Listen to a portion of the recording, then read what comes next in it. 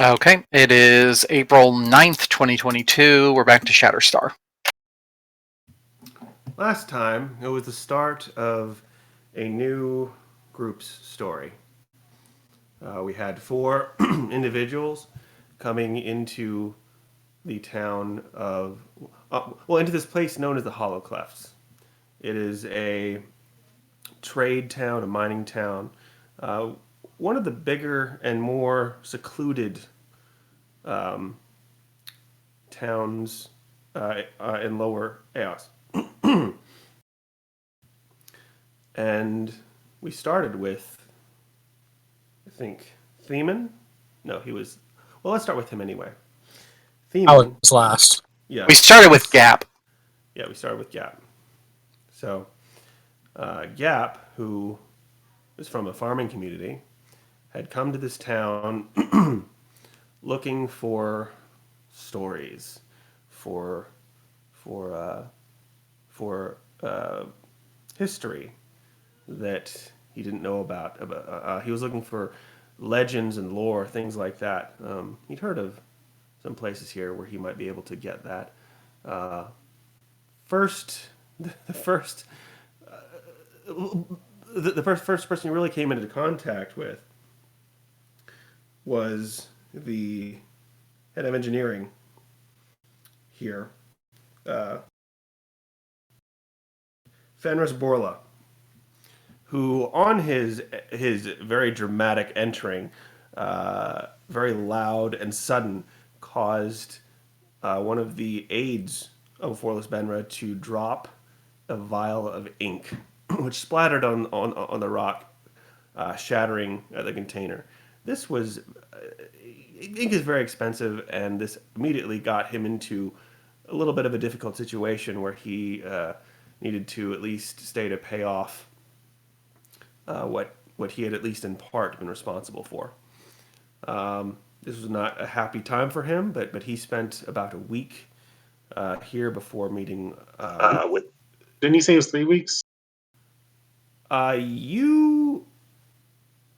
That's why I got like 3 of those perception checks on him. I said a week. Okay. You might have heard 3. I thought it was for once for every few days. Okay. I mean that still fits. Yeah. Anyway, you've been here about a week. You had mostly paid off the debt,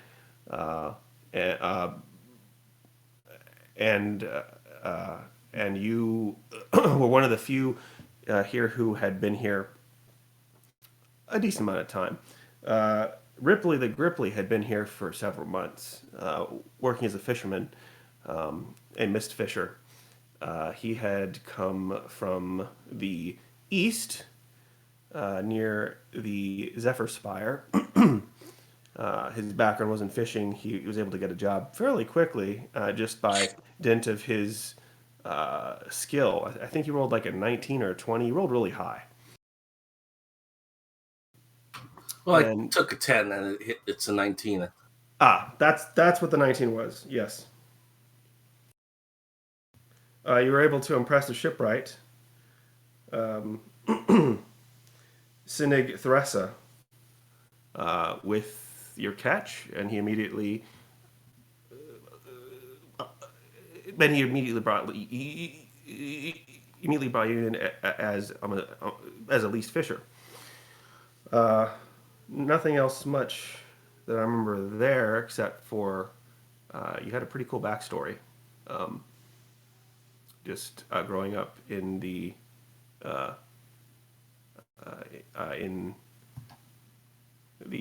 marshes, the Midland marshes, and then traveling to a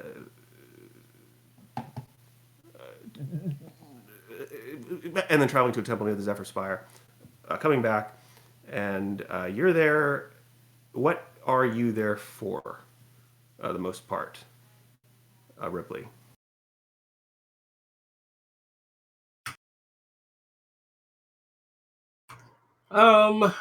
Ripley doesn't really have too any like big aims or anything. Fishing is mostly a meditative hobby for him. Although I guess overall he is on just kind of an open-ended quest to develop his martial arts style. Right. So you were here as you're basically developing your skill, and as well as your profession, which is a good place for that. Uh, and lastly is no, not lastly. Gap. Is Gus not in here?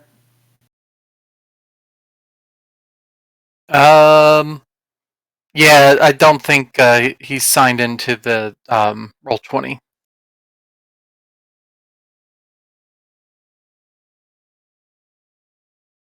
Maybe I need to restart my. He's having internet issues. He might have disconnected. No, I'm still here. It's there we go. I'm going in. Sorry. Hopefully it'll work.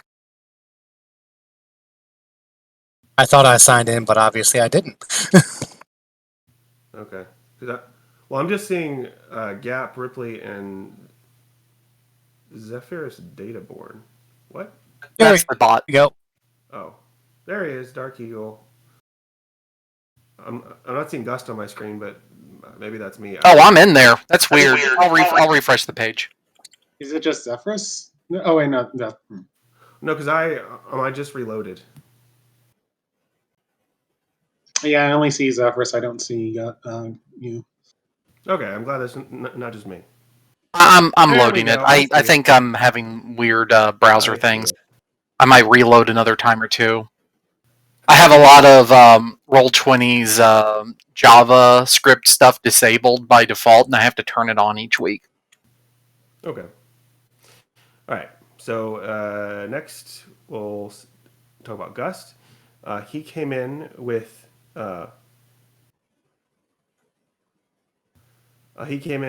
his supervisor slash teacher as an apprentice runesmith. And his name is, I didn't get you this, is Lenthris. He is also Sylph, actually.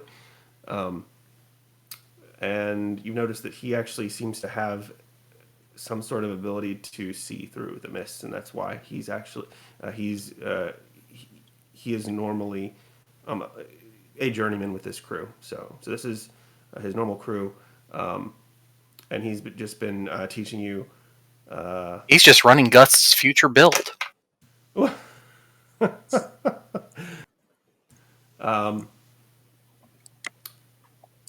Perhaps he is not flighty or he's very much the kind who is used to being on his own. He has to almost like he has to remember that, oh right, I'm supposed to be teaching here. He doesn't seem to be used to teaching a student, but he's good at what he does, and a lot of what you learned is through watching him. He's had you being he's had you go through a lot of the basic runes, just so you know them, and in sort of the proper way to create them, and showing just the small nuances in what makes a good panel. So when you arrived, you were looking. You started looking around for someone who could perhaps help you with runecraft, and with what else was it? I'm specifically overtly studying to do rune crafting and airship building. Right. So you found out about an Ignan caster who was very old. He's basically he's basically in retirement here, but he seems to be powerful. You're not sure to what level he is, but he's able to restore power to all the ships here, as well as a larger ship, which he which after a conversation that you had with him in a sauna, where you rolled decently on diplomacy and were very respectful, he invited you to go along with him as he re-energized the magic of a large trade ship that had docked here.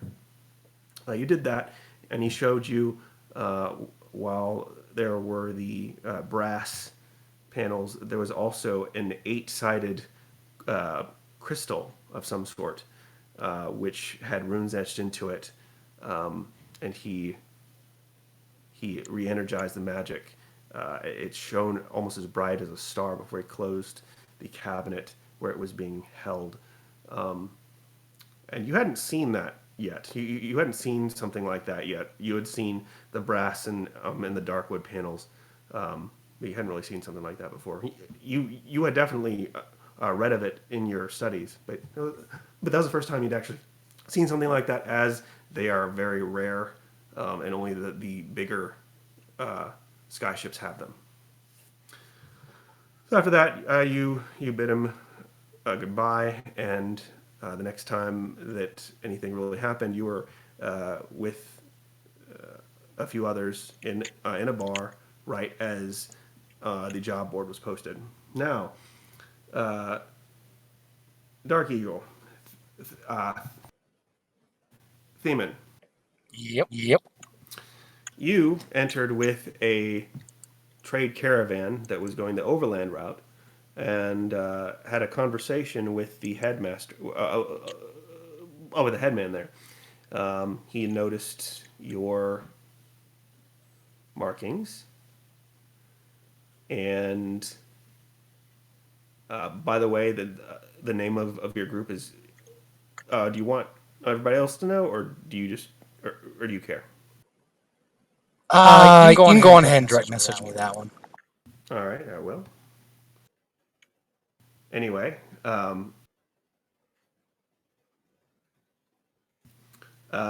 he tried to intimidate you, and it didn't. And it didn't work out as well as he would have thought. And you sort of bluffed him with a what was a ghost sound and just acting nuts. And you rolled pretty well to convince him that you were not someone to be messed with. He just is like, okay, well, I guess I can. I won't use a point of contact. You continued your trip there, went down through the stone elevator into the town, where you decided that you wanted to. You needed to find a Dr. Cornelius Sandstone and find out about the stones in the trade hall, the differently colored stones in the trade hall. That was what you were sent there to do. And to do that, you realized that you needed to get an in to the rich bar, basically the noble establishment called the Regent. To do that, you spent money to get a tailored suit. You weren't able to get everything, but you're able to get most of it because you just didn't have enough gold. Then you decided to pay a few coppers to a Bum. rat, a bum, someone who was in the know, to lead you through the sewers around to the back, where you used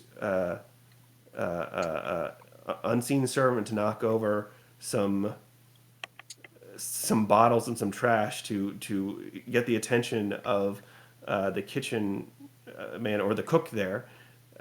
While his back was turned, you grabbed a bottle and whacked him over the head. He fell unconscious, and you dragged him back through the gate and proceeded to interrogate him, using what'd you call it? Thumb screws. Thumb screws. Yes, you used thumb screws. You intimidated the crap out of him, made him wet his pants basically, and you asked him some questions. Realized that he didn't know enough to really help you, but that you can still use him to as sort of an into the club, so he could so he could bring him in the back way. And you basically said, "Hey, I'll not if there's ever a knock, if there's ever this kind of knock, you better let me in." With the implication being, or I'll do something terrible to you. I think you knocked him out again, drag him back in, propped him up with a cigarette, and then left, if I remember right. Yep, yep. Yeah, you attempted to go back to the suit tent, but they wouldn't let you in because you smelled horrible because you'd gotten doused in grime and sludge and all manner of fecal matter.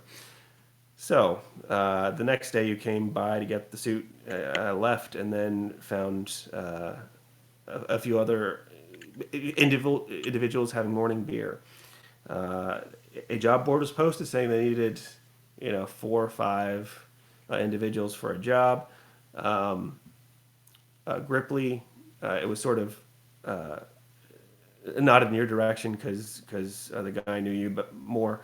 But Gap was the one who was able to lead you all to Fenris Orlo, the head of engineering there at the town, master of engineering, where he gave you the job. The job was to go into a particular cavern and find the survey records and or the people who made them. If you came back with the survey records, you would get 20 gold each, just straight up. If you were able to bring back anyone alive from the group, and you did get a list of folks who were on the survey mission. There were 3 folks. Let me go down to where I put them. Yes. Montague Strom, an Undine male. Ventel Frist, an Ifrit male. He's the surveyor. And Yaisil Cortuna, a fetchling male. The Undine and the fetchling were the guards that were sent along with the surveyor. And you get their basic description and what they look like. If you brought any of them back alive, that would be an extra 100 gold each. That not per person, but Per alive person. Per alive person that would then be split out between you guys. Yeah. And yeah, and also along with that, just if you got any information about the difficulties, and any creatures, any specific dangers that would be also added onto, like just a little bit of that, like I'm an extra 5 gold here, an extra 5 gold there, depending on how detailed the work is and that kind of thing. And they sent Gap along with basic survey equipment, so that even if you didn't get the actual survey logs, you might be able to come back with something at least. You guys are not going to be going as far as they had been going, but you will be going at least far enough to get the logs wherever they are. And that is basically where we are. Gap was not too happy that he still had to pay, but that's him. And the rest of you are about to start down a long corridor that is sparsely lit with these interesting lanterns that are that I believe Gap figured out with a high nature roll. That it's a type of egg of unfertilized egg that is dried, and then some other things happen to it. He doesn't know what, and are and it basically becomes this very slow burning natural torch type thing. And before we go anywhere, let's make sure you guys have all your supplies in order, because we will not be coming back to, in case you forgot something. I want to Is the expectation that this is going to be a multi-day thing? Like we'll be camping out in the cave? He didn't. So, what you get from him is that it would take, a few hours to get there, and then he didn't think it would take longer than a day, but it's possible. I mean, he figured that you would be, since you came to him, fairly early in the morning. He expected you back, later that night. But anything's possible. Okay. And where you're going is not already lit. Like it hasn't been. There hasn't been a load of workers to Okay. shore up everything. This is an exploratory mission. Basically, check in with everyone real quick. So, do any of us not have dark vision? The bat does not. Everybody else does, I believe. Does the bat have echolocation? No. Huh. I have low light vision, but the Phantom does have dark vision, so. Okay, so the bat will just be on the Phantom, though.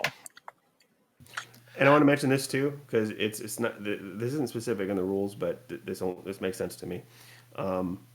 When you're using dark vision, of course, it's black and white. When you're using regular light, it's in color. Therefore, things that would be a little bit more noticeable with regular light will be harder to see with dark vision. So Okay. you will, Well, you will I have see it, torches. I have basically I bought a full kit. I'll just bring it with me. Just assume like I'm carrying the bag with me, but I drop it like as a free action at the start of any combat we find ourselves in. Okay, so yeah, but just let me know who will be carrying torches if you are carrying torches. If not, that's fine too. I just wanted to set the expectations of you can totally go through the entire thing just with dark vision, and it'll be fine. But you might be able to find certain things easier if you're looking for something. It'll be a lower DC if you have a torch lit. That's all. Is anyone bringing rope? I have 50 feet of rope in my bag. So do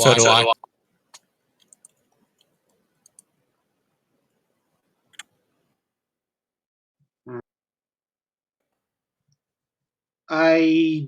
Would that be in the survey supplies kit?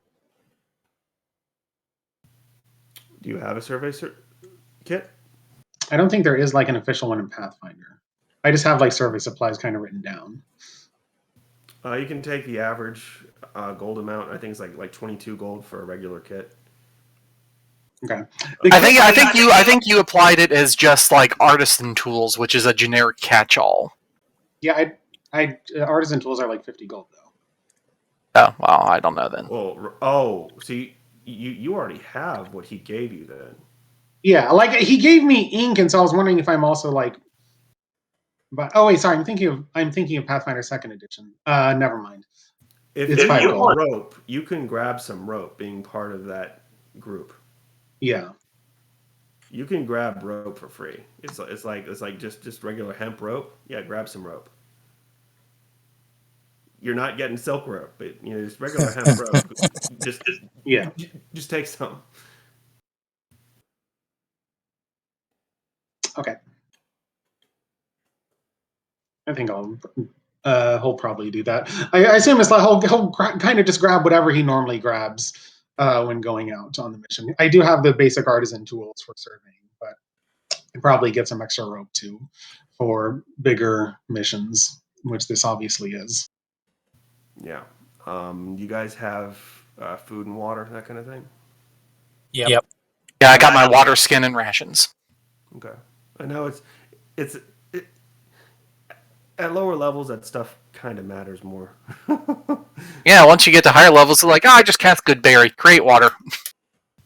At that point, like no one pays attention to all that stuff. Okay. So, are you all ready? Are you satisfied with your preparations? Rogue, did you buy the gauntlets you wanted to buy? Yep. I mean, I literally just have my whole bag with me, so yeah, I'm ready to go. Okay. If you're all ready, we can continue. All right. So, you go down a tunnel. It widens out to a some rail cars and tracks. You let the guys know where you're headed with the seal from Fenris. They let you on to the tracks marked DEF. And there's also ABC. You are used to going into B, there, Gap. And these guys recognize you. Most of these guys, you're sort of used to the working man, And he would have also tried to make a good impression on them during the week just to kind of get in and learn more about how things go, see if they regularly try to scam in new people and stuff like that. Okay, let's stop there real quick. Are you going with the? How are you doing that? Are you just are you showing off your skills, or are you trying to become one of the gang, or? I mean, he definitely has a larger than life attitude, but I think during the normal workday, that kind of dies down a little bit, as is just more kind of an eagerness to get stuff done and prove himself, All right. basically. Okay. All right. So you get on the train cars on the track. It is a people mover. It is run by people. There is no engine. It is just one of those contraptions where the engine is two people in front, shoving down one end and then shoving down the other end, like a seesaw, but with people pushing down the levers. That runs about enough cars, and the cars are just flat dollies that people can sit on as they go down the tunnel. It's not. This is really HR hasn't been here. The safety requirements are far less than at perhaps some other places. Anyway, you continue down the tunnel, and you go down here for about an hour. So, and you just sort of talk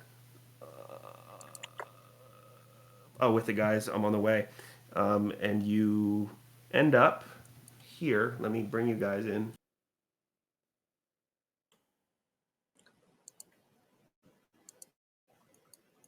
I already have your tokens there at the top left. You should be able to control them. If you can't, let me know, and I'll work with that. Hang on, I think I'm just seeing a black screen. Nope, never mind. It's the bot that's fucking up for some reason. Hang on.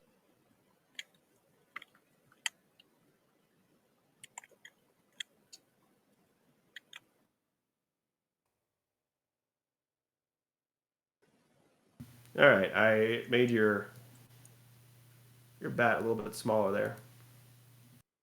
Okay.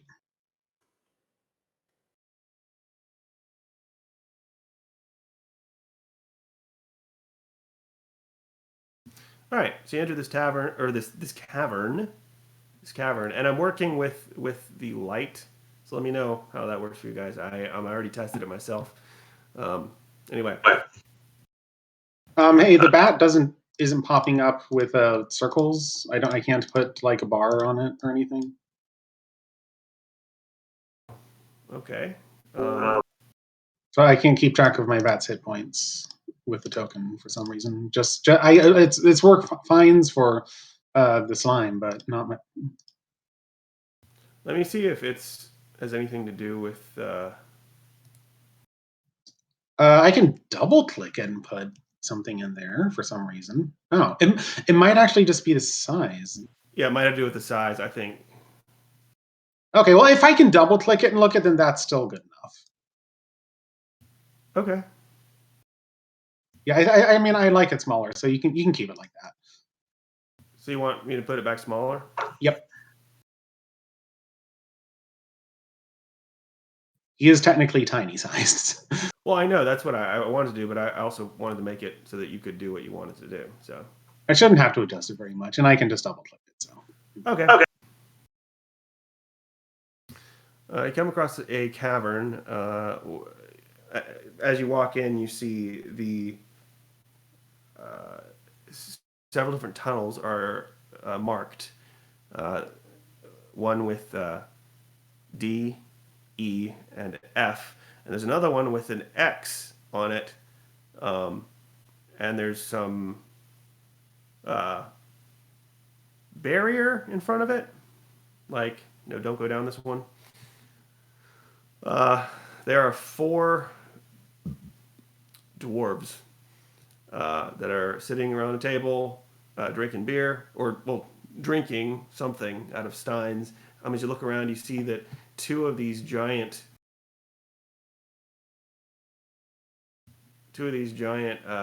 casks are labeled suds, and the one over here is labeled no suds. And this place is seemingly it was a natural cavern, but has been worked since then to keep the cavern from collapsing in or anything like that. So you have a fairly big column right in front of you, and then 3 more smaller ones down south of you. There's also some tools along the walls and some more barrels. You're not sure what's in them. And the 4 turns, and it looks like they're also playing cards or something. Hey, who's this now? greetings, friends. It is I, the great and powerful. Hey guys, it's Gap. Yes, sir. Isn't and one goes, wasn't he in what, Cavern B or something? Normally, yes, but I have been chosen for a great adventure to rescue lives and tools with my new friends. Well, come up to the table, get yourself some suds. Okay, I obviously my character would know what these suds are. What are It's suds? beer. Okay. It's not hot. It's not beer with a ton of alcohol, but it is part of. If you work here, you can have some beer. You can have, and you also know that no suds is water, and Right. there's only 1 cask of water and 2 casks of beer. Yeah. Okay.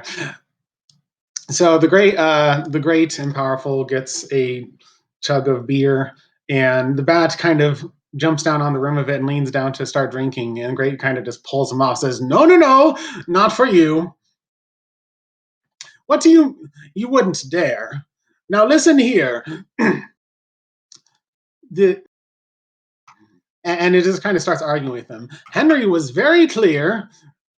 You can't just banish me in the middle of no beer, okay? The bat finally flies off and gets us some water. Okay. Ripley will like quickly like flick his tongue into a mug and just go like give it a taste. I mean, it's all right. It's meant to be, mass produced and, um, and Ahmed brought down as just something to wet the whistle and give a little bit of relief to tired working men. That's about it. But they say say who are the rest of you? I mean, it doesn't really matter, I guess. If you're with him, you got wait, you got some way to prove what you're doing here? Gap will show the relevant papers or whatever. Yeah. Oh, all right. Yeah. Not that it really matters, but if you're going in there, there was a group that went down. This is a job then. Yes, we are here to investigate what happened to them. Okay. Do you know anything about that? It went down, didn't come back. Simple enough. About it. Um,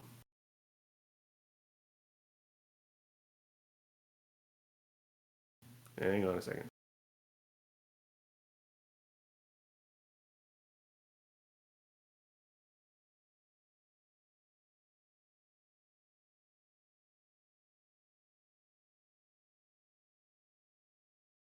Okay. It's at that moment you hear a crack, and there is something that had been on the table. It's like a small, thin stone tablet, or it might be a wooden tablet. It's hard to tell, but it's stone color. There had been a rune on it, and it cracks, and and you see the dwarves look at it and say, "Get your weapons! Here they come!" Oh, who's they? Let's everybody roll initiative.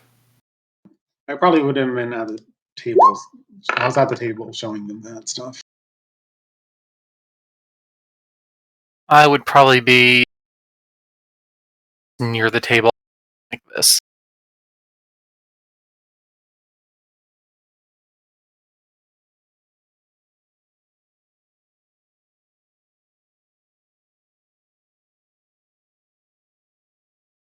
Alright, just a heads up. Something's going on with the bot. It can't see the screen no matter what I enable or refresh. I can see it fine on my computer.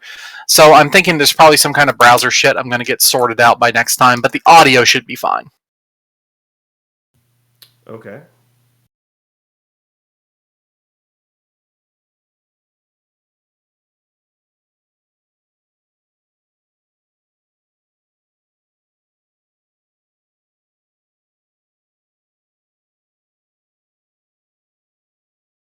Okay, between Bitey and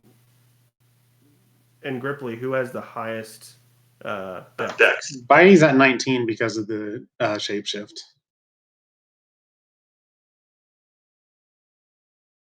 So I assume I'm higher than him. Also, you should be able to like click settings and just descending instead of manually moving each one. Oh, hey, look, there's an option for that. Yep. Okay, so Did you put me in there? I did it the way that I normally do, but for some reason it didn't take it.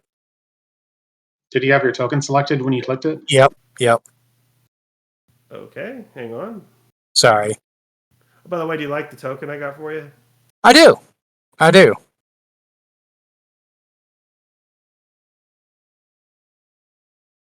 All right, what's your initiative bonus? But he rolled it for as a 12 total. Yeah. He just didn't need it to get in the tracker. Oh, I didn't see it. Okay.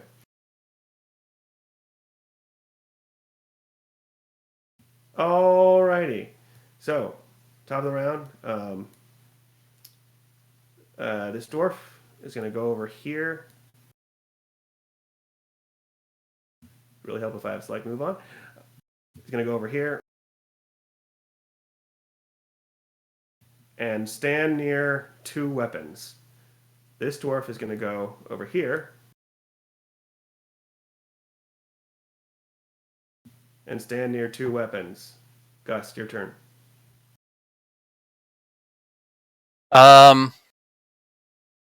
I don't know what exactly is going on, so I'm going You're to. near enough the table. Go ahead and use spellcraft on the broken rune on the table. Okay, 19. Yeah. You think this is some sort of planar warning spell? Sort of like, what is it? The alarm spell, but a planar version of it. Okay. I'm going to move behind the table and basically.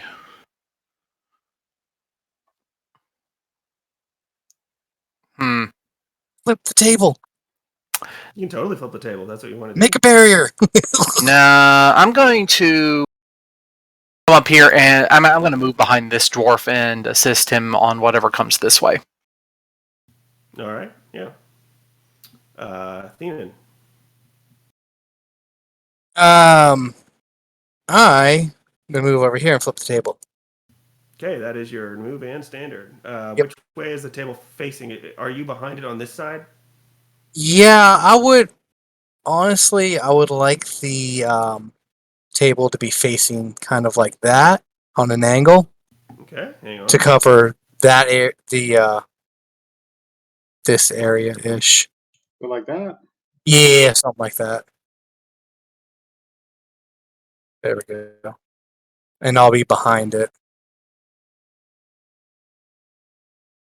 Oh, there would be best. That's right in the middle. There we go. It is now up on its end like that. Awesome. Okay, very good. Bitey. Okay. Based on my knowledge of the situation, how deep in the caves were they? Like in terms of travel time. I want to know if now is a good time to get mage armor, or if I should maybe wait on that, since it only lasts for an hour. Oh, good question. So And I assume I'd know how far they were traveling in. you have a general idea. So after this, it'll take you about another. About an hour of walking to get there. Okay, so I should probably save my mage armor in that case. Well then, Bitey is just gonna fly around and get a better view of things, see what's going on. The ceiling here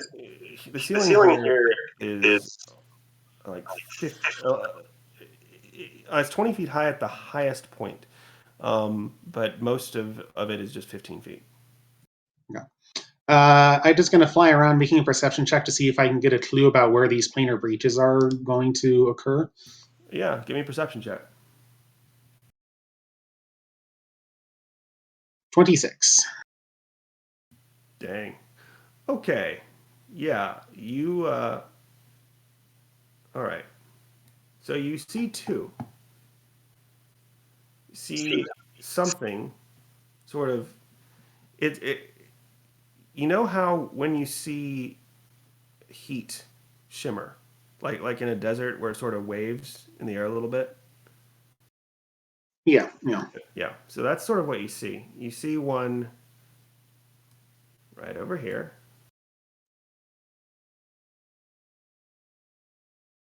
And you also see one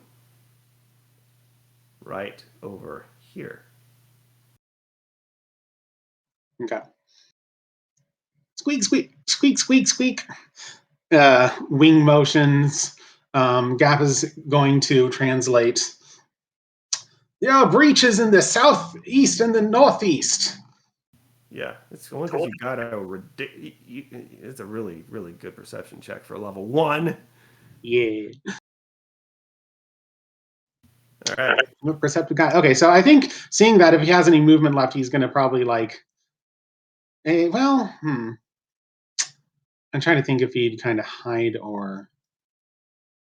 You know what? Let's Gap's rubbed off on him. He's going to ready in action to try to intimidate whoever comes out. Okay. Since otherwise he might go after one of the dwarves. Sure. And these dwarves. Hold on. If my perception check was a standard action, then I can't do that.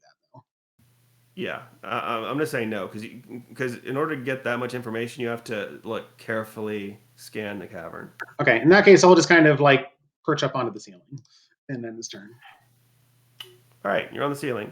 Ripley the Gripply, you've heard this now. What are you doing?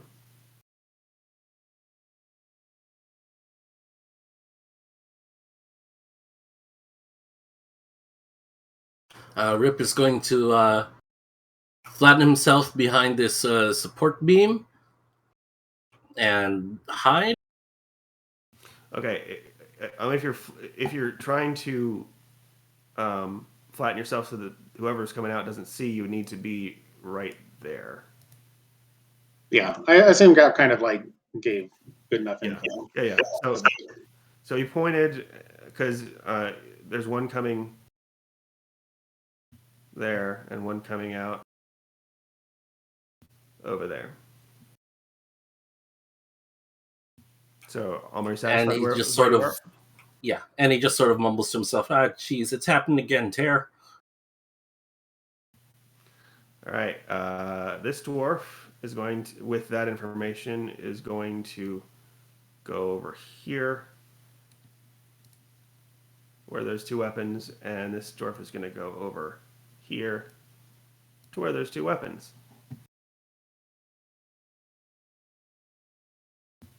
Gap. Okay. Trusting Gust and Ripley to take care of the northeastern one, he is going to head on over here and ready in action to slam on whatever comes out. All right. Come and get me, demon devils!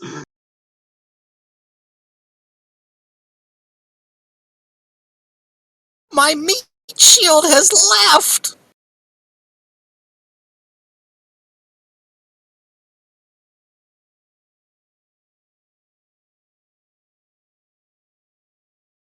That's dang it. Hang on.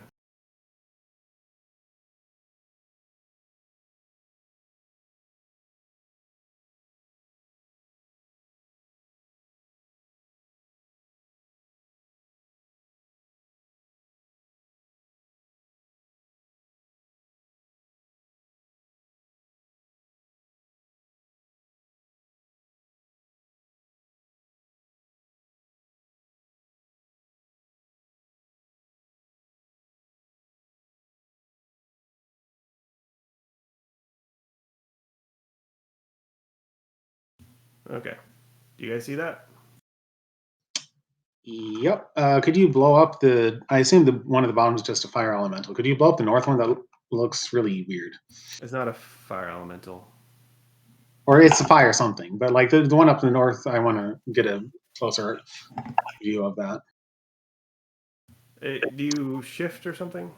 Select it and say Shift Z. Oh, so it's like those torture balls from Star Wars, except Cthulhu. No, that's Dr. Ball. He's a doctor, not a torturer. How the hell can you be a doctor with one eye? Okay, Doesn't that work one is that way. actually that one is actually a fairly accurate representation of what it's supposed to be. I couldn't find a good one for the bottom. Let me describe it to you. So, as they both come out, and they both come out, or the one at the bottom comes out from the portal, rips and tears, and deposits it. Immediately, as you're right next to it, you hear the tortured screams of thousands of voices as they seem to try to follow it through, but the portal snaps shut as if it's flexing back from something. and deposits this creature that's bloated frame shudders with every heaving step. It looks like flesh Play-Doh that you're not even sure where its eyes are, but it has a form. It's bloated. It's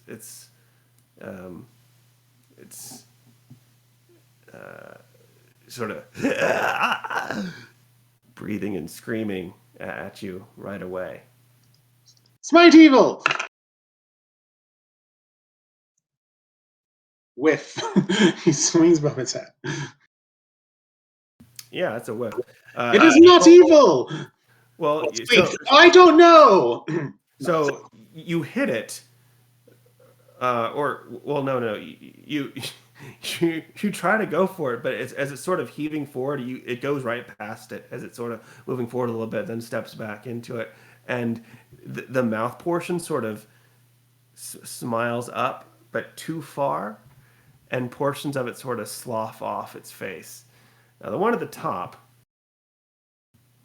a single eye peered from behind the armored plates and keen-edged blades that compose the cage-like exterior of this tiny flying orb. Anybody who wants to can give me a knowledge planes or religion for the top one anyway.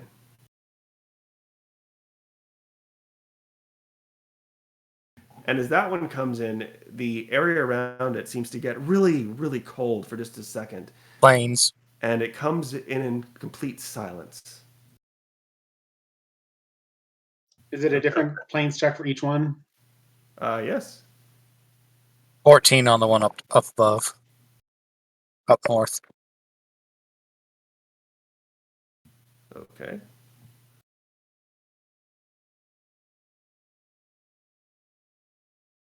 All right.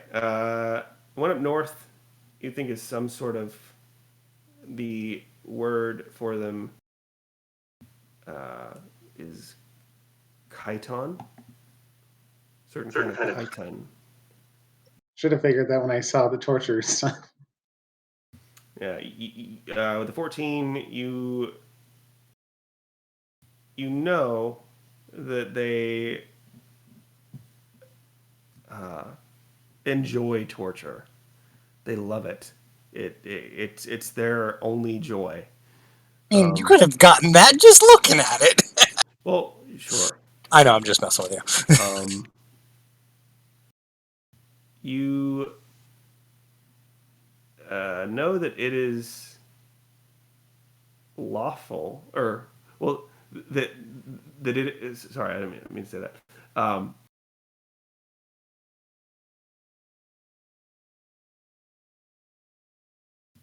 Okay. What one piece of information do you want to know? What kind of weakness does it have? Good or silver? Okay. Yeah, good or silver. Who did the bottom one? I don't see any other rolls. Yeah, I don't see any other rolls either. The only knowledge I have is engineering, so I don't. Joe, you can roll again for the bottom one. Yeah, you can roll again for the bottom one. All right. Absolutely.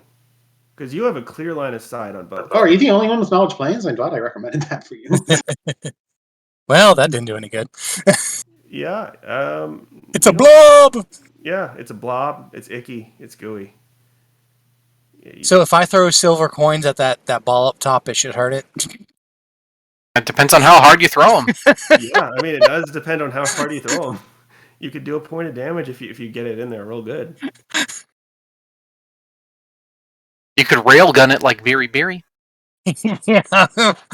I didn't take that spell. I should have, Daniel. Which one? The oh gosh, what was it? You told me the coin shot or something like that. All right. Yeah, I didn't take that. Oh, that would have been great with silver. I didn't even think of that. Yeah. Okay. Now they just exited, so let's see.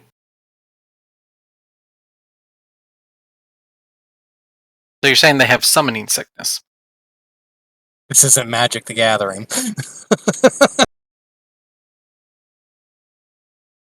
That's funny though.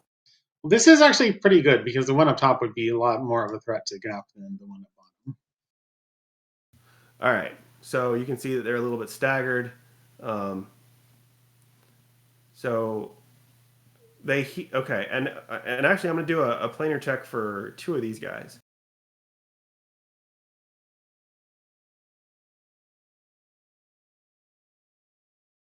Okay, they're like, yeah. So the guy says, "Okay, that one down there, Dretch,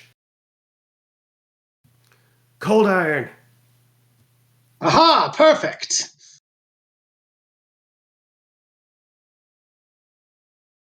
And the other guy doesn't really know anymore. Well, actually, he would want to know how to special. The guy who got the 11, and that's just base. He has a slight bonus.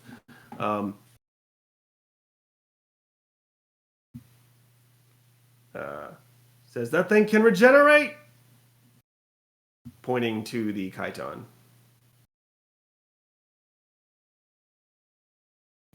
All right. That's the ball, right? Yep. Chiton? Yeah. Now, this guy, 21. All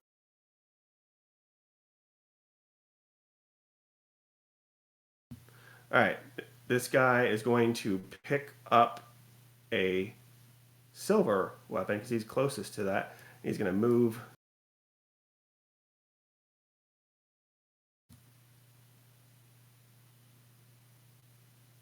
Move over here.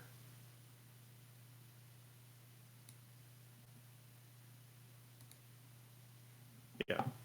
So the weapons that were there were silver. There is actually a silver and a cold iron weapon Okay. on each of those walls for these guys because they have to deal with this on a regular basis.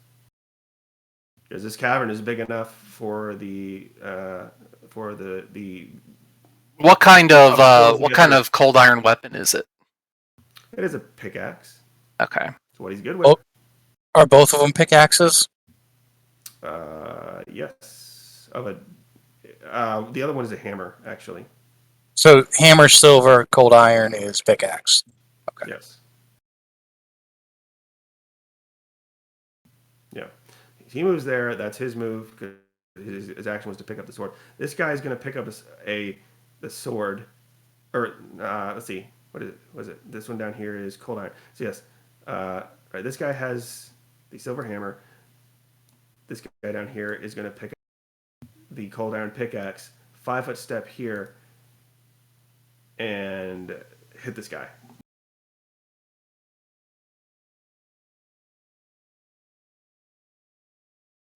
And that's a whiff. It's like a kid going up to a dang T-ball. Yeah, this guy and whiffing right over it. Yeah, he is still staggered. He's going to go for a single attack.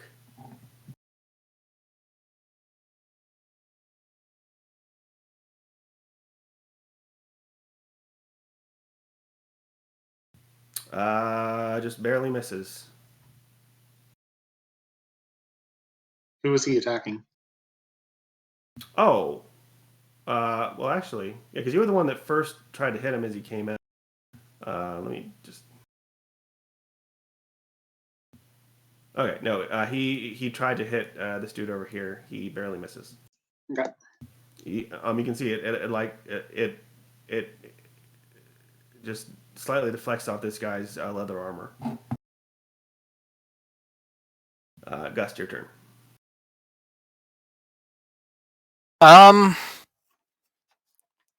Trying to see what kind of weapon a pickaxe is, if it's something I can use. Is it a simple weapon? Trying to check. No, it's a martial, so I wouldn't be any good with it. I'm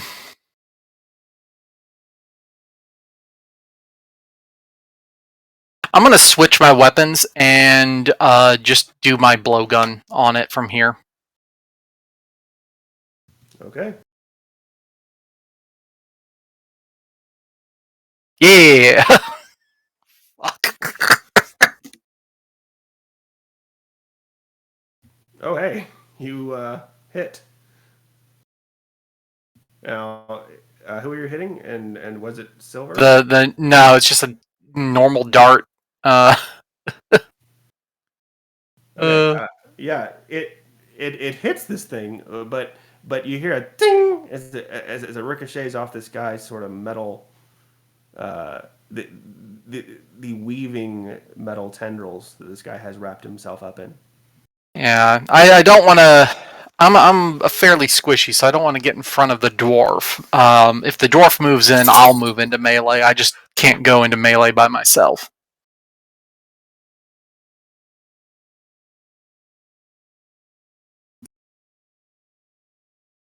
All right, you did your thing. Did you want to move or No, my move was switching weapons. right? Your move is what you want. Themon.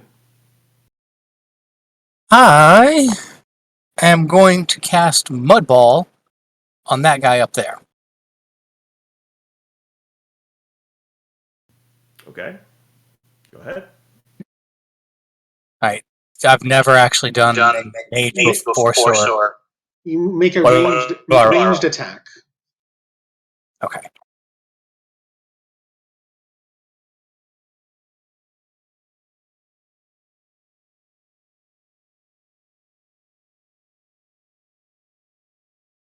That's against touch AC. That's yeah. Okay. Yeah, because it's a ranged touch attack.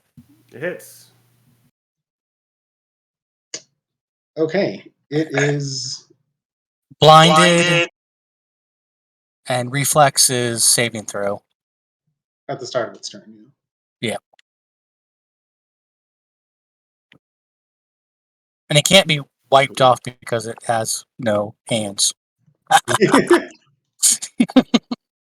It can shake itself off. Yeah, that's the only way it's going to be able to make it is with the reflex save. And I am going to 5-foot step back since that table does next to nothing right now. I just realized my macro was fucked up, and I shouldn't have had the extra 4 in there. But it probably would have hit at that rolling an 18. All right, Bitey. Okay. The guy north is blinded, so I guess I'll just try to intimidate the guy down south to demoralize him a bit.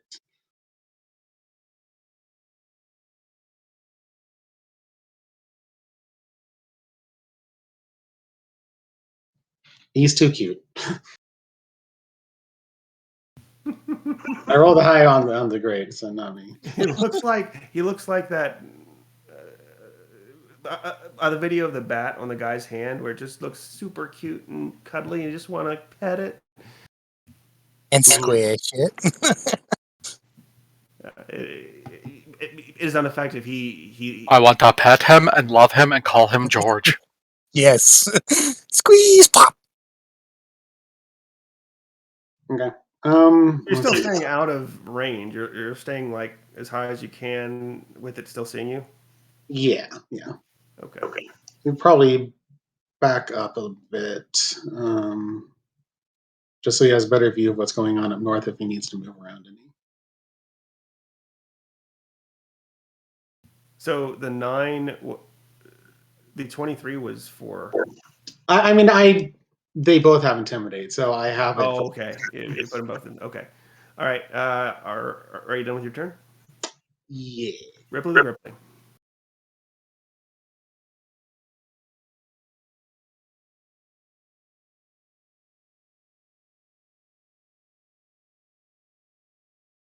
All right, Ripley moves up and throws a net at this thing.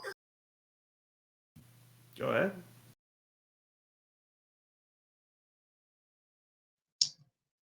It's also blind at the moment, Yes. so it should be flat-footed as well. It is okay. So it is flat-footed, but unfortunately, wait. Flat. It's also versus touch. I know. Okay. Okay, touch -3. Okay, yes, that is just enough to get it. You notice that it seemed to somehow sense it as it was flying through the air, and you just managed to barely get it. which surprises you. But it is inside the net. And it's Oh, that's the catch of the day, I guess. So it should be entangled then as well. Yep. Okay, blinded and entangled. Awesome.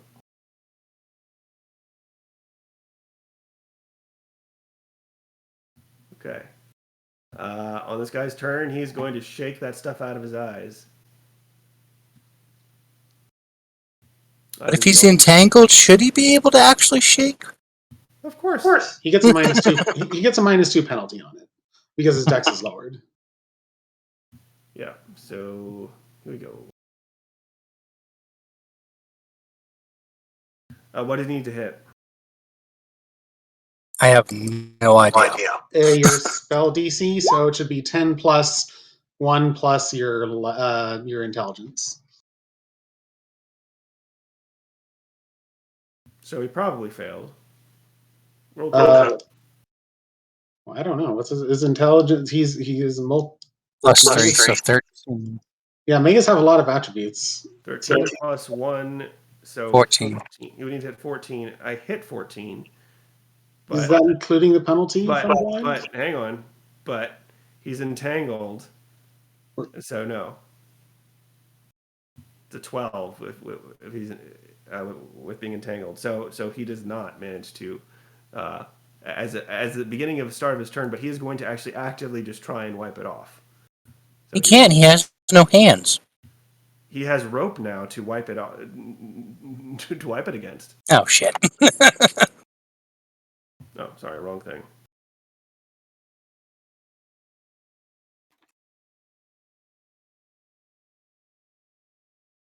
Still no. He is. It's like here we go with a decent difficulty against you guys. Blinded, entangled. Yeah. What does it feel like for you to be tortured, huh? Look, we know how deadly level 1 combat is. Okay. That is his turn. He is done because. Hey, dwarf, go smash! Because his first turn, he only gets a single action. These guys, this one's going to grab a silver weapon, and this one's going to grab a coal iron weapon. And then they're going to move here to flank.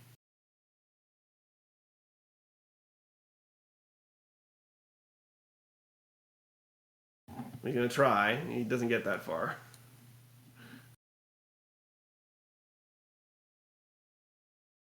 Actually, there we go. Yeah. Okay. They've done their turn. Gap. Did he really move so I don't get flanking? Oh, were you trying to get flanking? Well, I would have liked to get flanking with him, yeah. But, I mean, I can't... Okay. Thank you. He doesn't actually have... I was recalculating. He doesn't have enough movement to get all the way over there. He can do this to diagonal, but... Okay. 5 foot step. Smite evil! Smite evil! That is cold iron, at least, so 2 damage. He takes 2 damage. You see connect, and the flesh that's been sort of glopping around him it turns black and starts to wither away a little bit. Yeah, he's just trying to, punching it and just kind of try to, tear off some of this stuff. Goop in his skin.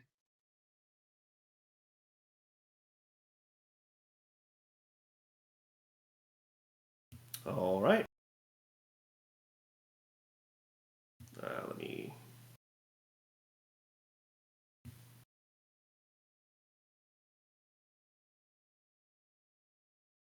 All right. That was good. It's top of the round. These guys go. This guy's going to move up. One. He's going to move up to right next to this thing.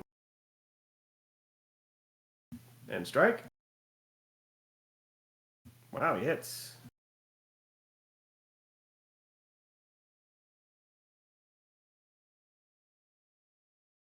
Holy crap. He does some serious damage to this thing. It like caves in half of it. And you see like the sound of of bending metal, and this thing's wriggling intensifies. Let's see who's next. This guy is going to stay where he is and hit. And misses. Next, this guy is going to... The guy who just... The only one who's hit him so far, he's going to do a full round attack on you. Okay. Now you have, remind me, DR5 to anything but slashing, correct? Correct. So basically against bludgeoning and piercing.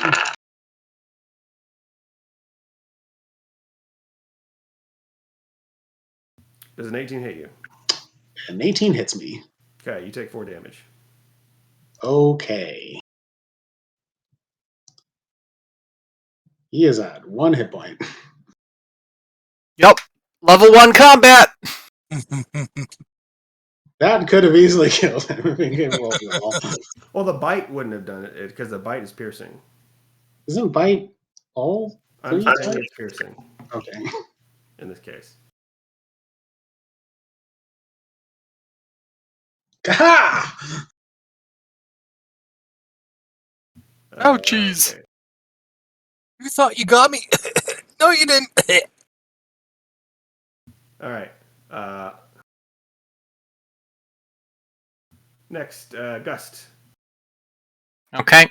I can move to here by going kind of around in an arc. I have enough movement to do that. So I'm flanking now, and I'm going to just try and stab it. It's just a regular dagger. But here we go. Wow. Fucking amazing. You do not hit it.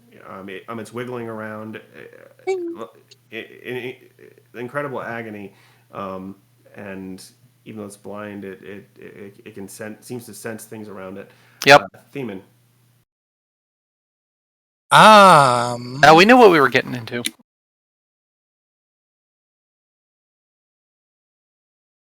I will. They've probably got it taken care of up there. Oh shit! I can't really do much, if anything. I will go on ahead 5-foot step here and shoot an regular arrow at that guy. Do you not have cold iron or silver arrows? No. You would have. Okay. I feel like something your character would have been smart enough to have. Well, I'm not, so. Yeah, it's fine. It's the way of things. This is how the characters learn. Because I mean, you guys in general haven't been, in these fights yourselves, really. Yeah. Like 2 are fresh out of school, basically. Although one sort of like what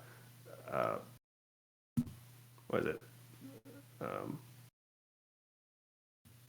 Like the mafia school, and the underground school. One's from a farming village, and the other is from a fishing village originally. So I mean, it's fine.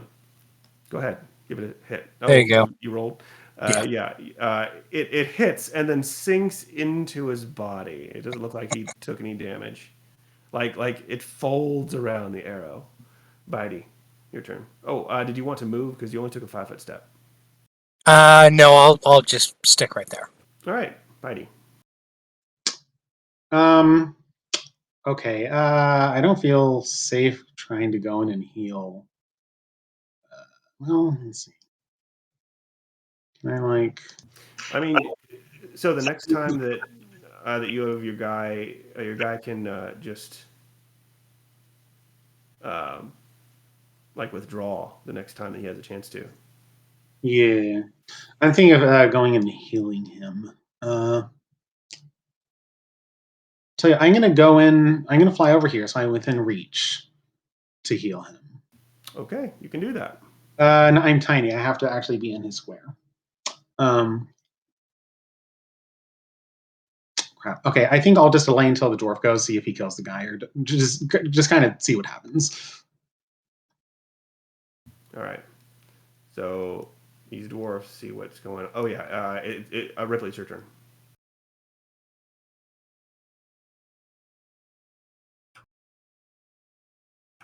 Well, what did you say works against this guy? Silver or cold iron?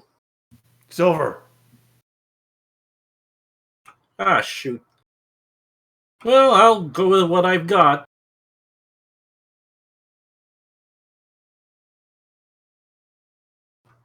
Ripley does a 5-foot step and flurry of blows. Nice. Go for it.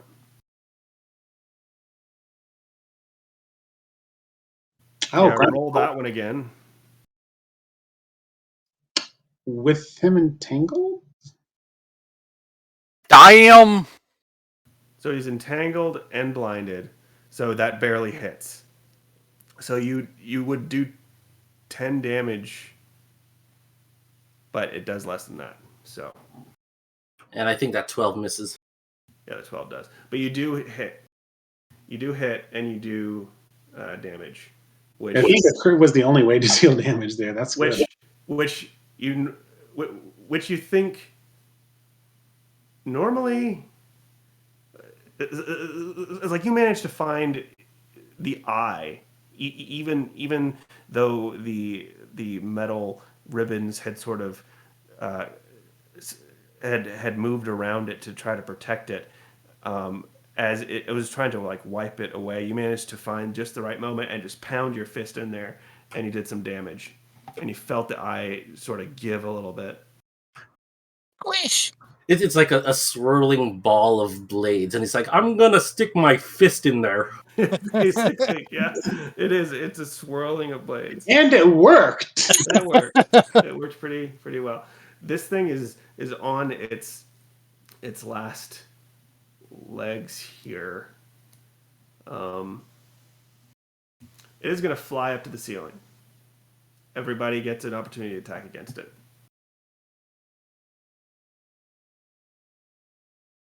Holy crap. Yeah, he killed it. 20. No dwarf. Jeez. Yeah. Yeah, he's like, no, you don't!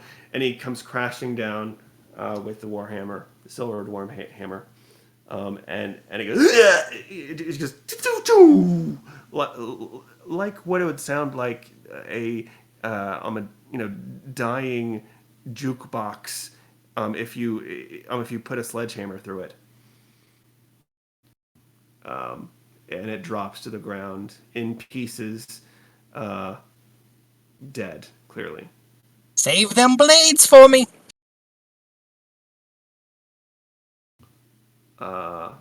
Yes. That was good. That was his turn. He's dead. This guy is going to see that happen and go, oh, and go back over to this wall, grab, switch out weapons, and he'll be joining over there soon. This guy, no, he already went. This guy is going to go over here and say, back up, lad. It's too much for you. And he's gonna attack. He is flanking, and he hits.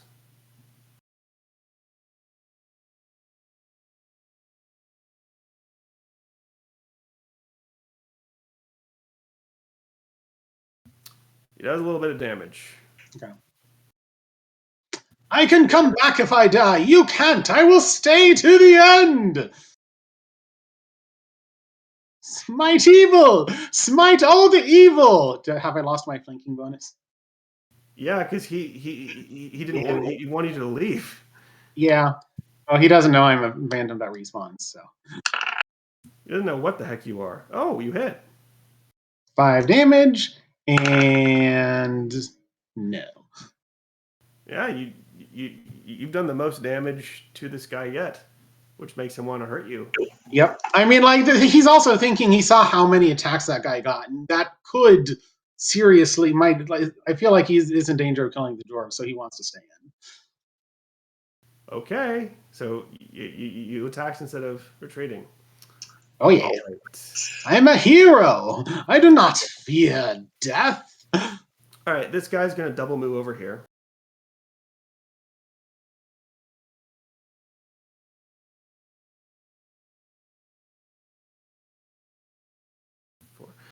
Yeah, that's him double moving. Dwarves are slow.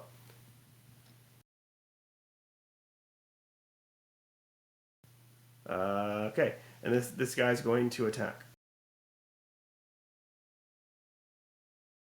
Hits.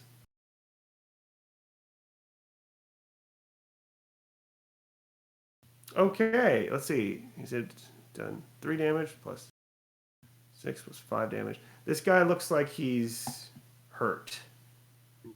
And so and just now, the one who's done the most damage is this dude.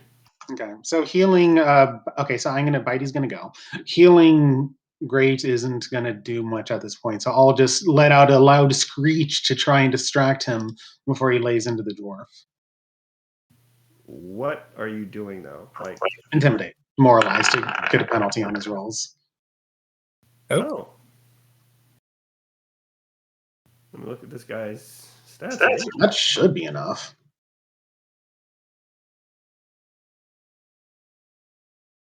And intimidate. So you're trying to demoralize specifically. Yep, demoralize. So if he's like immune to mind affecting or whatnot, then I mean, it is a ball of Play-Doh. May not have a mind.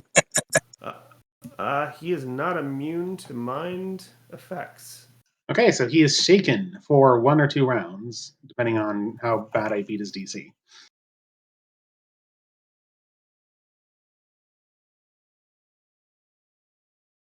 That should give a minus. The target's hit dice plus the target's wisdom modifier. Yep.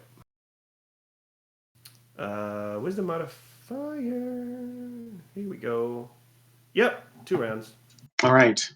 So it's like, haha, don't, basically, yeah, just trying to take him off his game, distract him, stop him from hurting the dwarf as much as he can. All right, yeah, he's gonna attack the dwarf now.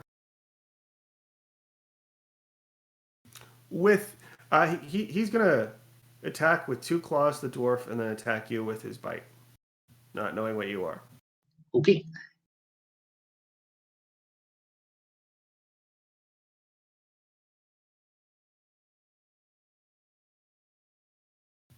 Dwarf hits, dwarf misses you. Is that including the penalty? No, -2. Still hits the dwarf. Oh, okay. He's not incredibly dexterous, and he's not wearing heavy armor. Yeah, that fits.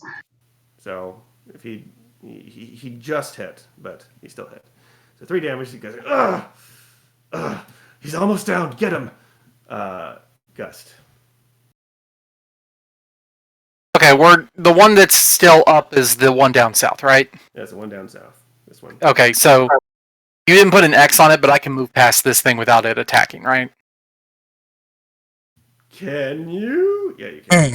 Okay. Yeah, Right. the one down south is hurt by cold iron. Okay. Well, I can't make it that far. Yeah, So I can make it to here. Hit on this guy was done by a silver weapon, so his regeneration was gone. Okay. What I can do is I completely forgot that the blowgun is solely for after I get sneak attack, and that my ranged attack for now is supposed to be acid splash. Nope. Well, he's a big pile of goo. Maybe he has a really bad touch AC. No, he has a better touch AC than that. Okay. I mean, it's level 1. I'm sorry. That's all we got. It sails over his head. Whee! Theman, your turn. Yeah, I fucking tried. Alright, well, I am going to go over here since they've got everything taken care of and start ransacking and looking at this guy, seeing what I can pull off and use. Okay, make a perception check. Be careful with that net. I intend on reusing it. Alright, we'll see about that. Try to make sure it doesn't get damaged too much.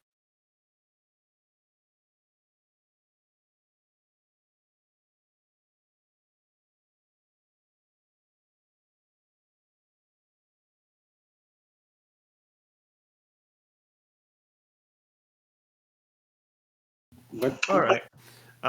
So you don't see anything on him, really. You see a few markings.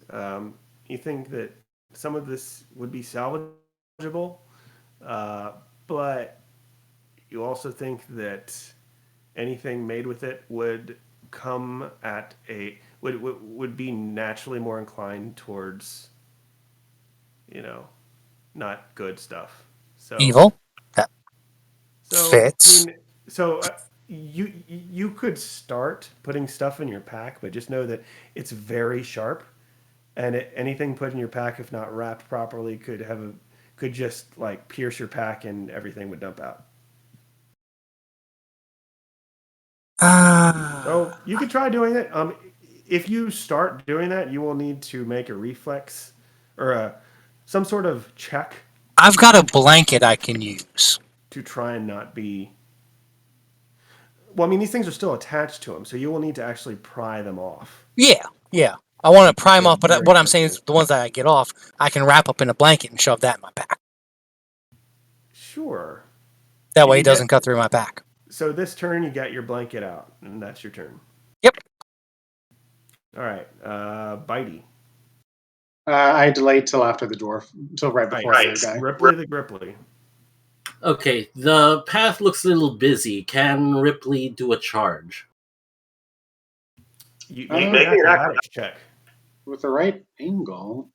You could totally do it. Give me an acrobatics check because there are people in the way, and you are, I think, are acrobatic enough to probably make that happen. Huh, I don't have a marker for that.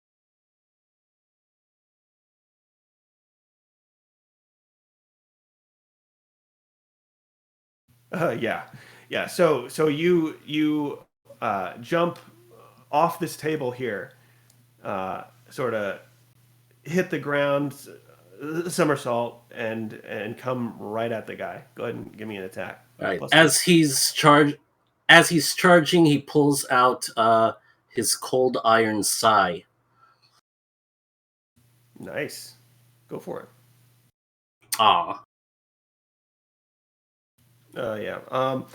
Unfortunately, as this guy is sort of hopping around in pain, flesh gooshing everywhere, you misjudge where he's actually at, and it cuts through some of his fleshy sludge that's coming out, and it blackens it as it comes down, but you do not actually pierce the main part of the creature.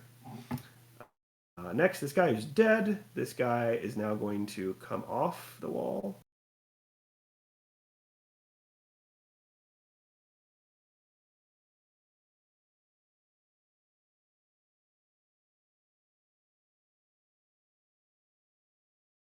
Okay, that's him double moving. Uh, Next is this guy. He's going to hit. Try to hit. Let's see if he sees. Nope, he misses. Says, get this guy. He was almost down. I shall indeed. I'm going to 5 foot steps. I'm thinking with Ripley. Thanks for the distraction, friend.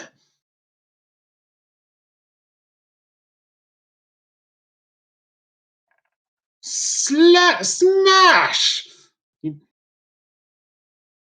That's a solid hit, hopefully. Yeah. So with that, you barely you I just like give a giant uppercut and just spatter him. as you give the giant uppercut, the topmost portion of his body, which looks like a head, sort of, it pops clean off. Fleshy gore spatters you all, and the thing just sort of melts, and just a stink, a horrible stench, rises up off the corpse. Aha, that's what I smelled like yesterday. Combat over.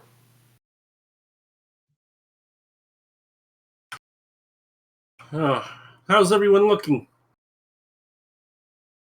I am been better. I'll ask one of the dwarves, like, so does that happen a lot? I mean, we can sort of determine the day usually, but I mean, we got to keep working. So that's why we have not used to see that. It was a little bit more than we usually get, but if it's ever more than that, we just run, and we get more folk around the corner. I mean, not around the corner, but I mean, we can set up a defense. But we didn't know it was going to be right now. No. I was asking like if it happens a lot in terms of do they get this several times a day? No, oh no, not at all. Not at all. We get it once a week or so. Well, sometimes twice a week, and it's not always here. But I mean, you've seen it. You're out there. Depending on where you live, you can usually tell sort of about when these things happen, which is normal for you guys. So I'm in this world. These portals open on a fairly regular basis. It's not every day. It's not every other day. It's usually once a week or so, depending on where you are. It can vary a little bit, and sometimes you know that in small spaces it rarely, if ever, happens. In a space this big, it's big enough to happen. You don't know necessarily why, but it requires some amount of space for it to happen. But it also doesn't typically happen in the same place, right? Very often. There's a delay before it ever happens in the same spot. Yes, there is a delay. Lightning doesn't strike twice the same place. So, yeah. Other door says, yeah, we have this rune here. We get one every day. So we have at least a little bit of time to prepare in case this happens. We have our weapons on standby. I mean, it's dangerous work, but we get paid pretty well. Yeah, we might die, but we get a nice paycheck. Squeak, squeak, squeak. Ah, hazardous pay. I'll have to inquire about that. I am glad that Well, I'm still over in the back. And glad that you're all okay. Yeah. Well, we won't need to worry about that for at least, good 5 days at least, and a lot of times it's not even here. So they usually pop up in the main caverns where a lot of us group up. So we usually are able to take care of them. Well, that means for us that now's the best time for us to pursue this rescue mission and see if what are we you doing can. over there? Hey, what are you doing? Leave me alone! Leave me alone! Gimme! No. I should have at least had a couple of them broken off and wrapped up. Give me a sleight of hand check. Shit. Yeah, see if he can stow it away before he sees it. Yeah. Well. Wait, no, hold on. You add your dexterity to that. Oh, then 10. Nah, shit. Yeah, no. He grabs your wrist and says, "This is not yours." It's 2. I blinded the fucker. At least give me something. Yeah, okay. He will let you take 2 of the. It's about 2 pieces of metal that are about the size of 2, large-ish daggers. Okay. So that's fine. You did. In fact, why don't you give one of those over to your frog friend? He also helped with the net. All right, then I get 3, and 1 goes to him. Get out of here! Fine. All right. He's going to escort you back over there and watch you. Hey, Kermit, here you go. Here's the spoils. Rippy does not respond to the name. Hey, Kermit! In this world, Kermit is the name of a black dragon. Horrible may his name be. Horrible may he be named. What was me? Hey, Ripley, I can't here you take it go. anymore. I'm going to commit suicide. Well, what do you got here? Here's one of the blades off of that floating eyeball thingy. Ew. Well, I I'll guess it take would it if come you in don't want handy it. as a tool. Let's see. Does it look like it has some kind of material properties or what? It's metal of some sort. You're not sure. Sure. I don't have knowledge arcana, so I guess I could see if there's a school of magic. Is it? I'll just cast detect magic to see if there is a magical aura around it. Yeah. Squeak. That has some magic on it, I do believe. Like the baddie's eyes glow, and he kind of stares at it. He squeaks, and then Gap's like, "Aha!" So and the ghost is so is Gap see through, or is he like translucent? He's probably in this form. I'd say he's translucent, so you might maybe able to see like kind of colors through it, but he's solid enough to get hurt. Yeah, one of them says, "I heard about you. Didn't know you're a special kind of." Huh. I'm indeed very special. So kind of you to notice. You're always super special. Are you doing okay? That was a nasty wound you took there. Oh, I'll be okay. I'll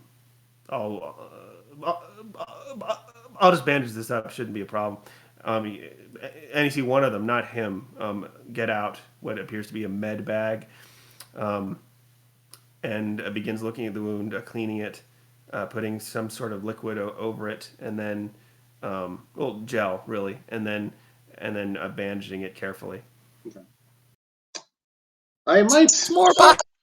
I would like to request your assistance with that as well. I am solid enough to benefit from herbal remedies.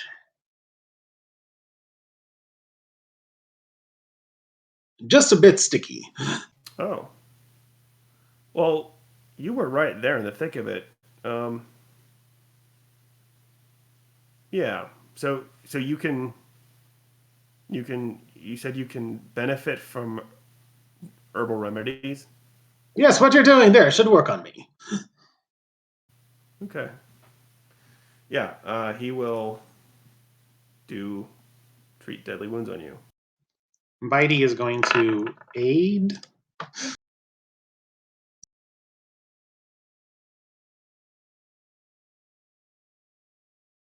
No, that's enough to aid.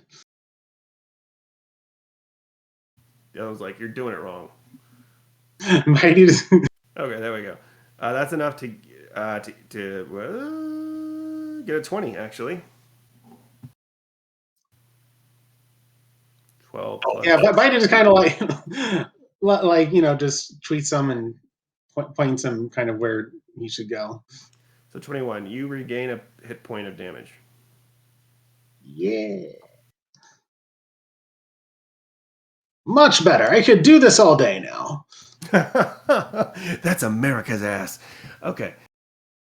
Yeah. So it says the way up ahead we don't know anything about. You're free to last here with us for a little bit if you'll get any better. But judging from what you got there, you probably have a timetable on that.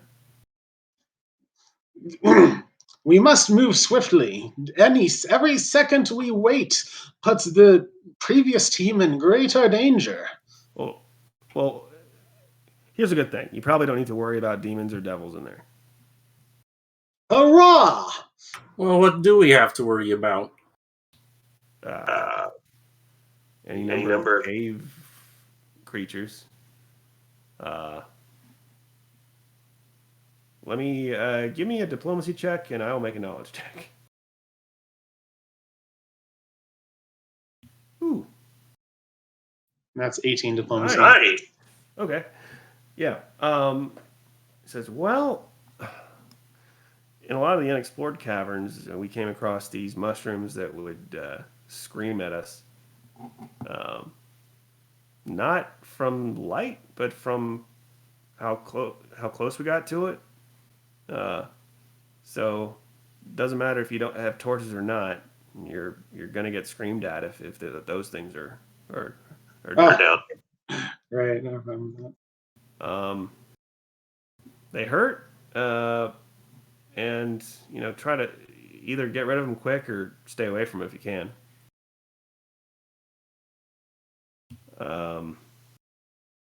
Other than that, sometimes there's these creatures that spit acid out of holes. They don't, it's a defense mechanism, so it's not something you have to worry about a big creature. It's just like they're these little slug-like things that just if they see a big creature try to eat them, they spit this acid stuff out. So, I mean, if you're walking past and you see a bunch of little holes on the wall, maybe go past real quickly or go beneath them or something like that. But I mean, other than that, there's all sorts of things down there. But that's sort of the more common things. Well, thank you for the advice, friend. Yeah, of course. You usually you definitely find creatures like that little guy, and he points to the bat over there. But generally, those are like if you don't disturb them, they'll generally leave you alone. That's usually what you get down here. You don't usually find starving creatures that'll just kill anybody that they see. But one last thing. There's this is sort of along the mushrooms. You might see something spores in the air. Careful of that. But that's all I can think of. Those three things, and you might not even run into any of them. What does he mean, spores in the air? Spores, like have you ever? I know, like mushroom spores, but like, why do we need to be? Well, depending on, I mean, they can cause all kinds of things if you breathe them in.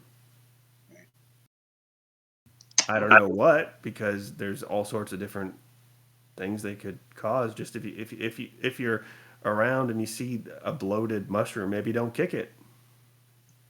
Understood. Maybe don't get too nearby it. I shall go full ghost power when I face them. Ha ha! He goes invisible, and all his equipment clangs onto the ground. Yeah, I was gonna say your stuff falls off. Whoops! He goes back visible, or goes back to ectoplasmic form and picks him back up. Don't look at me, I'm naked.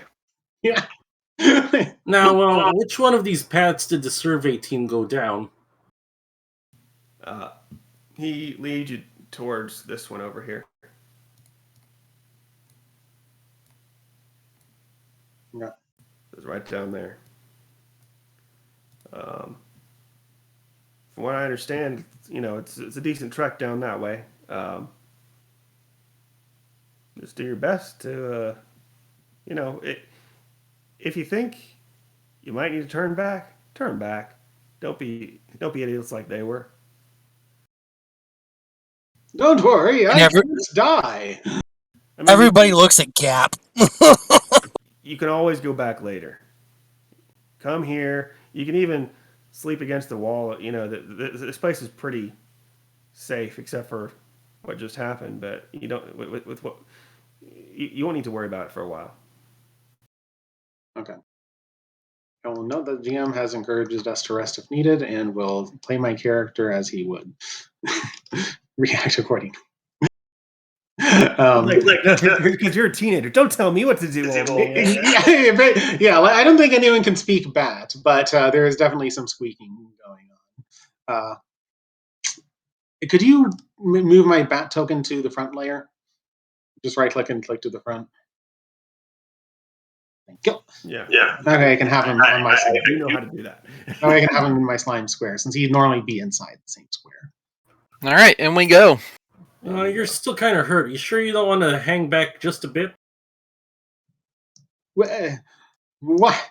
I could never. I must be up front and slap. The bat slaps him. Fine. But I could go all ghostly. To scout up front, then, if you're that worried about me. No, that's fine. You can drop your shit. I'm good with that. He hands it to Ripley, and then is going to go full ghost to scout ahead. How heavy is your equipment? How heavy are The you? only stuff the Phantom's carrying is the 2 gauntlets and like some just real basic stuff, like a small coin pouch, that kind of thing. Should I light a But torch? I'm saying how heavy are the gauntlets? Because Ripley is small, so he's a lower carry capacity. Let me check. It is 1 pound, so 2 pounds. Yeah. Okay, he can carry that. All right. Cool.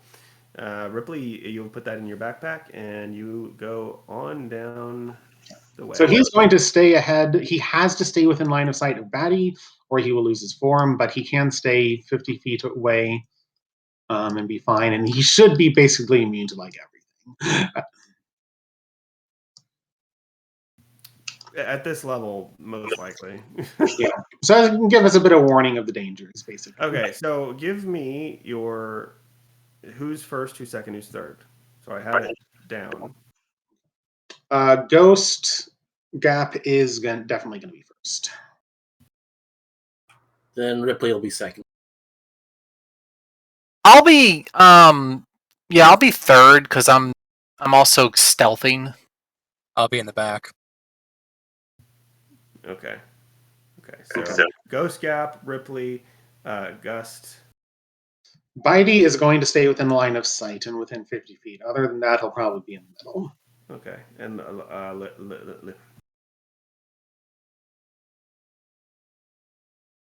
hey, Dark Eagle, can you change your name to your character's name?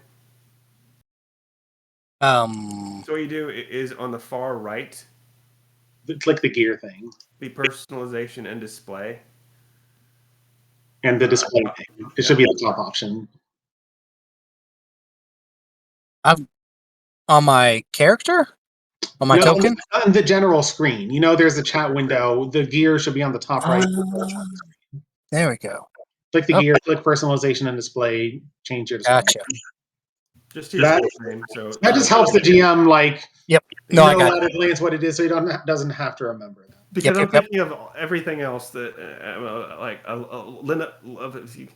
Themen, right? Yeah, I know. Like every time I'm talking about your characters' names, I'm glancing at the names at the bottom to get. Oh yeah, gotcha. Me too. It's the same thing. Not a problem. Yeah, when I typed your name up somewhere else, Ripley, I spelled it like Gripley, but with an R at the beginning. It's like, oh, it's Ripley. Got it.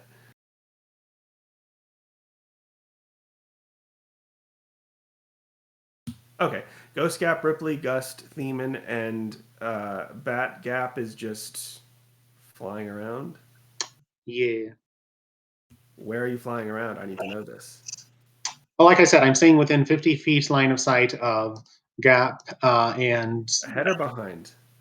Probably just in the middle. So you're basically right above Gust.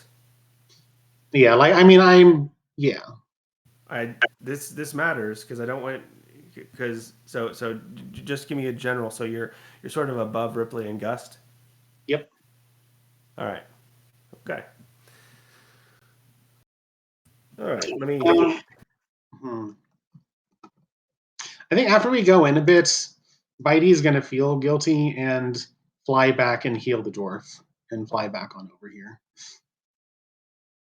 You're going to heal the dwarf? Yeah. But actually, wait, no, hold on. He already got. Did the Can I? Sorry, scratch that. Did the heal treatment seem to actually work and help restore his hit points some, based on my experience since I am trained in that kind of thing a bit? You saw it was well bandaged, and he seemed content with it. Okay, never mind. That's all you know. You can't. I was thinking since I was trained in heal, I might actually be able to tell if it was a successful check. I mean, it looked like it was well bandaged. It looked like he had put on some sort of some sort of gel that is you. Okay, Like so he didn't mess anything up, basically. no, when he put on the gel, the dwarf gritted his teeth a little bit, sort of like. Now you never got to experience this, but like how someone used to Like that antibiotic gel type stuff. like bacitracin, where they used to say, it's working because it hurts, Yeah. I know that. because it burns. Yeah. So I'm like familiar that. with that. Yeah. Okay. You never had to experience it though. I mean, and I did the little antibiotic gel, so I know on a small scale, not on the scale he had to deal with. But it gives me a frame of It reference. looked like wasabi if it was blue. Yeah. Feel the burn. Yeah, Yeah. basically. So it was sort of but it was bandaged well, and he was working his arm fine afterwards. So looked good. Okay. And he didn't get like slashed through the chest. He got hit, but it wasn't a really serious wound. Okay. I'll keep my magic then. I only have 2 spells, so I gotta be careful. Yeah, you can do it to your own guy. Do you want to do it to him? I think I'll wait, just to make sure it's as effective as possible. Got it. Okay, let me transfer you guys over to another map.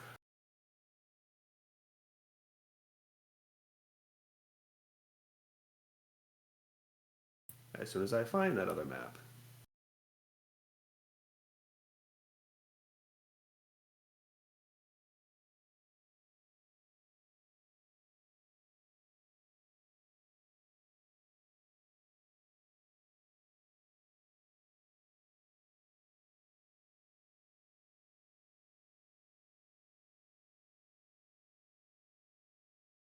All right, first bit will not be using a map, using our imaginations. I'm sure we have plenty of that. What is this imagination? I'm only doing this because of the numbers.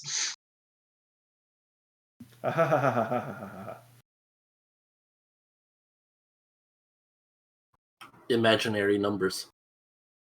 It does. Okay. So you walk down this tunnel a ways. At times, it is extremely narrow, and you all have to walk one at a time. Um, it never gets to a point where you're squeezing through, but it still gets fairly narrow. Sometimes you have to duck. Those of you around 6 feet, you will have to duck. Batty, you would need to not be all that high up. Most of this tunnel is under 10 feet. Probably around 7 feet most of the way. It can go down to 5 feet. So Ripley, you're good. And you're walking for about 50 minutes, just up and down. And do you have? Are you guys have a torch, or are you guys just using your dark vision? I offered a torch if anyone wants to use it. I'm going to stick to my dark vision otherwise because I'm stealthing and I don't want a beacon on me. Ripley's using his dark vision. Dark vision. Who else? I use my dark vision. Okay. Bitey would prefer a torch, but if Gust is better with the darkness, I'll be okay with that. In that case, Everybody is using dark vision. if that's the case, though, Bitey is not going to be flying above everybody. He's just going to be perched on Ripley's head or his hat. Okay, everybody give me a perception check. Who is leading the party? I'd say. So I mean, I'm specifically looking for shit, so 13 and with those modifiers. Oh, holy crap! Gap in the lead, and far up in front is got a 20. He does see all. Well, and you're pretty much see through, and so Ripley is basically first in line. Everybody rolled really well. Um, you do see an area of stone on the wall where there's a bunch of pinprick holes, um, like sort of like anthills, but on stone. These sort of indentations um, that are just holes in the wall.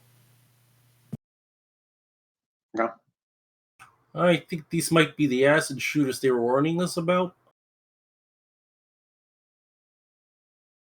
Is there any part of the corridor not covered, or is it like floor to ceiling? They are interspersed. Um, this this section of the wall is about 6 feet tall. Um, there are more towards the bottom Okay. than towards the top. So if we could easily climb up top, it might be easier to dodge them. Although, if we also might just be able to sneak on past. There are all sorts of ways that you could beat this solution. This is still a single width passageway, so there isn't anywhere to avoid this completely.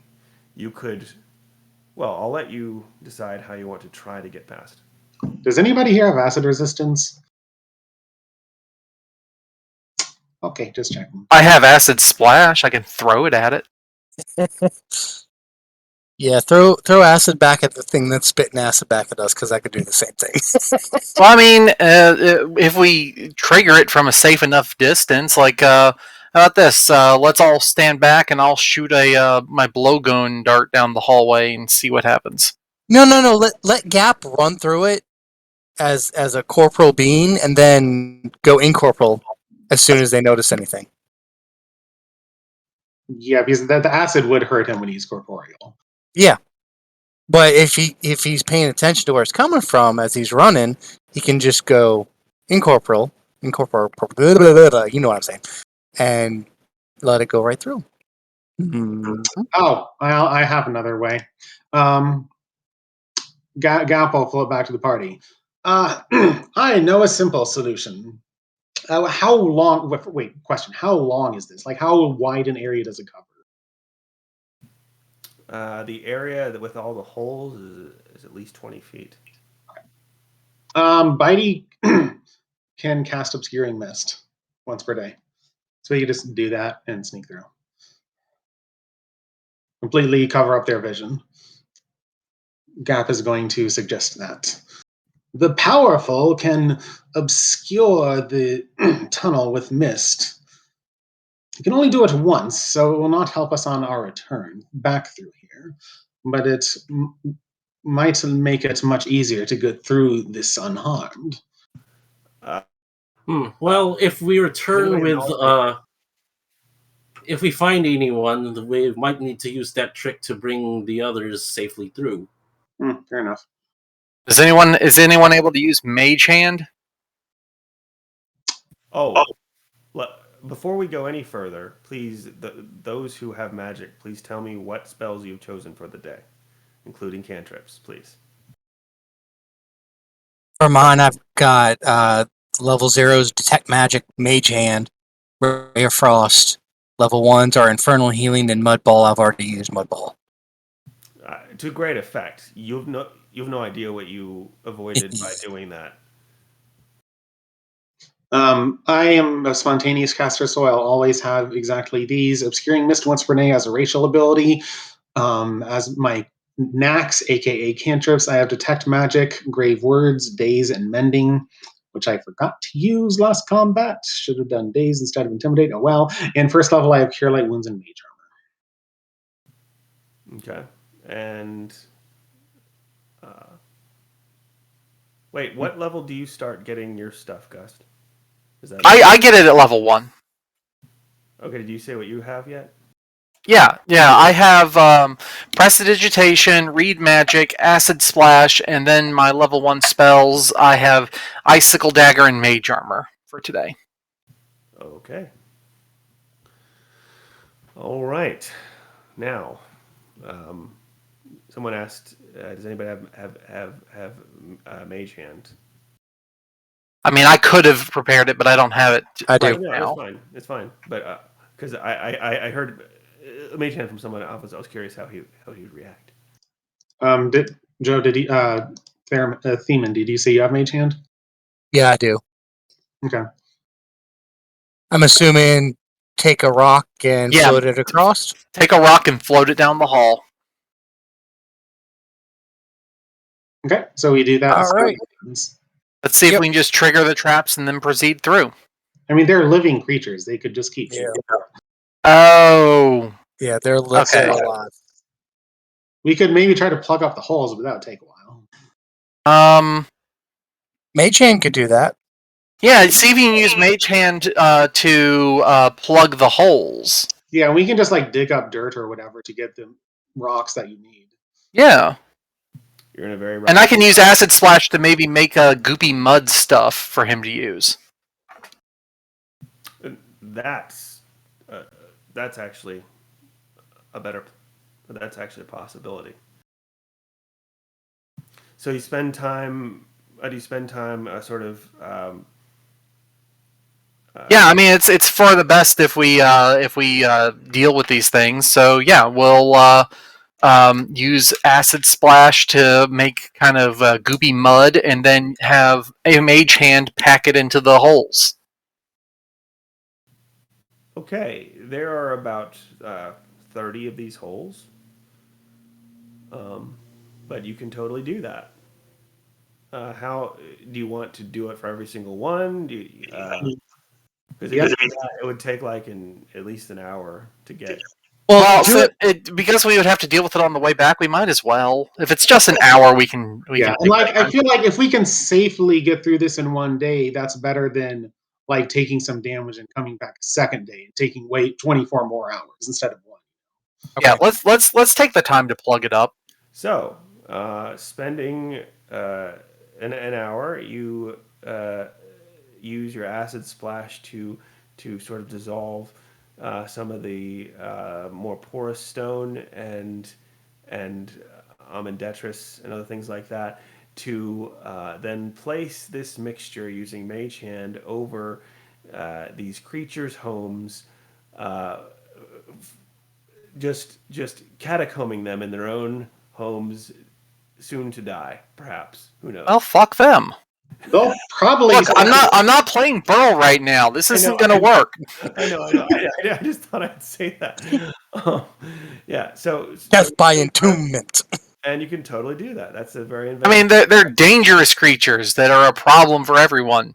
That's a very. This is like calling a exterminator if you have termites. You're not going to complain and bitch about the termites losing their home. Fuck them. Yeah. No, that's a very good. It's a very creative use of Acid Splash and Mage Hand. So very good. You're able to get past this area with no. Well, you see them as the handful of mud comes towards them. You see a little bit of as it comes out and impacts it, but the damage is nothing. And you plug up the holes as you go. And you can make it past with 0 damage to anybody. During that hour, Bitey is going to ask for the torch just to write some notes and to do some of the survey work since while we're waiting. Yeah, I'll take a torch off of my list for you. So, how does this look as the bat writes things down on the page? He just kind of pulls his claw and kind of just starts doing it very. Where does he get? Wait, hang on. Where do you get the paper from? The survey supplies, some of the basic stuff that Gap took with him, along with the ink that they gave him, that kind of thing. Okay. So it would have been the stuff he handed to Ripley. Okay. So Ripley not only has your 2 metal gloves, but he also has the paper and all the other supplies, which is heavy. It's about Paper and ink, like it's like at least another 5 pounds. Just making sure that you're keeping track of it. yeah, Okay, sure. You do that, yeah. Like I mean, Phantom doesn't carry a ton on. and it looks super cute. Yeah, he just kind of scribbling out the maps and everything. Alrighty. Okay, Ripley can carry the gauntlets, but he can't carry like another 5 pounds on top of that. I mean, we can set this down in the meantime, or give it to Guster, or Yeah, remember, I have a pack that I drop at the start of every combat. yeah, this is just kind of that. Okay, so who has it then? I guess any other survey supplies that he had with him would be with Gus. Then that is dropped at the start of combat. All right, as long as Gus is fine with that, that's fine. The tunnel opens up into a room. Well, a cavern, really, it's not a room, which appears to open out to either side about 10 feet, 20 feet total. So each of you are now able to be abreast of each other before an end to the rocky floor. The ceiling is about 15 feet, with stalactites dropping down a few feet from the ceiling. There appears to be the remnants of a rope bridge stretching across to the opposite side about 40 feet away. The left wall moves sharply away from you and into darkness. The right wall moves away about 10 feet and then curves back to continue parallel with the rope bridge until the very end, curving back in to the other side. So, any questions about the layout of this room? You could. So there's a what are the paths? There's the rope bridge. What was that curve? Right path that curved There around? is a rope bridge that spans a gap that you cannot see. Well, all of you have 60 feet. Yeah, it it descends sort of away from you in a very steep decline, where it looks like you can't see it, but it looks like it probably ends up in a ravine, perhaps 100 feet down or so. You can't see it, but based on seeing the angles of uh, uh, of the cliffs as in front of you, it probably ends around there if it continues the same way. So you have that. The rope bridge spans a distance about 40 feet. The left wall moves away from you, so you can't see anything out that way. It's just a void in that direction. On the right side, the wall moves away from you and then comes back to be parallel to the rope. So basically, if you had like a climb speed, you could just climb the wall along the right side and get to the end. Gotcha. You could also I use the rope bridge. It seems to be in disrepair and is the remnants of a bridge, not really a bridge, but there are a few ropes spanning the distance. So Okay, so it basically drops off it, and we can't see how far down it goes. not really, but based on what you're seeing, you can probably guesstimate it would be around 80 feet, 100 feet, something like that. Okay. And the void that's off to the left, does that It's just look darkness. like? Is it natural? So it's just a cliff that goes down, and we can't see how far down it goes. Yeah, because you only have 60 feet. Oh, okay. Okay, so it's just a cliff drop off. You're saying void, and I'm thinking like this supernatural darkness. Yeah. So I was using fluffy language. I was making it sound cool. No, it appears to be natural darkness. It just that's where your dark side cuts off. You can't see Okay. any further. What do you do? Would you like to perceive to see if maybe you could see things other than what is described? Yeah. I take 20 since there's no immediate danger. No. Aw. Nope. You can take 10 if you want, but There's my perception. I'll take 10 for 21, yeah.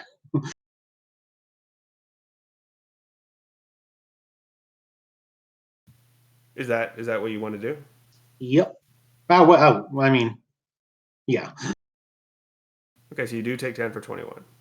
Yeah. Okay. Ripley, is that your perception right there? The 27? Or is that That was from previous? before. Okay, that's from before. Is the 19?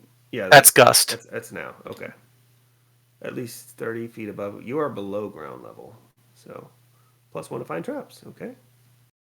Okay, I mean, I'll let you rule on that, but if I'm like 30 feet above what I'm observing, I would assume that would apply. Right, but you're looking at the rope, which is Yeah, that's fine. That's fine. I'm just saying the way you phrased it. I wanted to make sure we're clear that, like saying that I'm 30 feet above what I'm observing doesn't necessarily mean just because I'm in a cave. No, that's what I'm sorry. That's what I meant to say. I was joking a bit. Okay. No. But since you're looking at the wall and the rope, which is pretty much at your level, that's not you're not getting a +2, but you do get 19, which is really good. Gap gets 21. Did Ripley want to roll? I also have a bonus against traps, but I guess this isn't a trap. There's a trap! Well, Okay. okay. 23. Well, first off, Gaff can just go across the bridge in ghost form. Since he doesn't weigh anything, it shouldn't apply any. Since he's incorporeal, I assume it doesn't apply any weight. Sure. Just to kind of, scout out, see if there's any danger, if there's any trap or a creature waiting to attack. Yeah, Gap and the bat can totally go across, no problem. Yep. So we'll do that, and then apply my 21 perception, see what happens. All right. Since you're able to go across the entire way and see things the same from both ends, both you and Ripley notice that there seems to be a thin ledge going all the way around on the wall side, where someone who it's not like you wouldn't have to be a super climber to do it. You would just need to be decent and go slow if you wanted to. Well, if we do have to bring other people across, we might want to use some of our rope to try to repair the bridge, or just make sure that there's something to hold on to if the bridge does break. And use might be too heavy. How long is the bridge? 40 feet. 40 feet. So 50 our 50-foot ropes would be fine. You could do one upper and one lower, so that one's a handhold and one's a foothold to scooch across if necessary. Yeah, just as a backup in case the bridge breaks. Yeah, that's fair. Let's go ahead and secure some ropes. I'm good with that. Are you guys Okay, ready for so- something like that? Gap will go into ectoplasmic form at the other side of the bridge, and just they throw the rope across to him, I guess. Throw the rope across? Or Bitey tries to carry it. Yeah, I mean, you can. Bitey should be able to carry it. You can Okay. attempt to. So I mean, if Batty was carrying one end of the rope, Yeah. that would probably be more likely than being able to throw rope across 40 feet. You can mage hand it 40 feet. I mean, this isn't. I've already done Mage Hand. Mage hand's a cantrip. You can cast it as many times as you want. Okay, let's see. Wait. My carry capacity as a bat with my strength score is 6.5 pounds. But I'm not carrying it. But I guess that should be enough for the rope. Yeah, your level 0 spells, they're weak as shit, but you can cast them infinitely. Oh. Okay. Yeah. Okay. I did not know that one. Infinitely. Okay. Actually, wait, no, that's a light load. Yeah, okay, yeah, sorry. I was thinking it would be too heavy for him, but yeah, he can still carry Okay, the rope. so- So I'll just fly the rope. So Bitey can carry the rope over the entire span. The And then Gap will tie it off. What are you tying it onto? Should be some posts there. There are some posts. They are decrepit. Is there any rock outcropping we can use too? There's a rock outcropping on that side of the bridge, not on your side. Okay. Any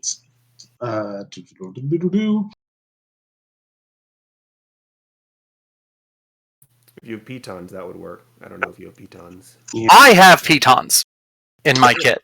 Okay, so through mage hands and carrying things over, you can create a 2-rope system if you want. Although they're going to be at the same height level. Hmm? So, well, you said you wanted one low, one high. Yeah. I'm not sure how you're going to be able to do that. We can fasten it to if we determine that The wall. the actual stakes for the bridge are secure, we can secure them to that. We're just worried about the ricketiness of the bridge itself. Yeah. So test out the stakes.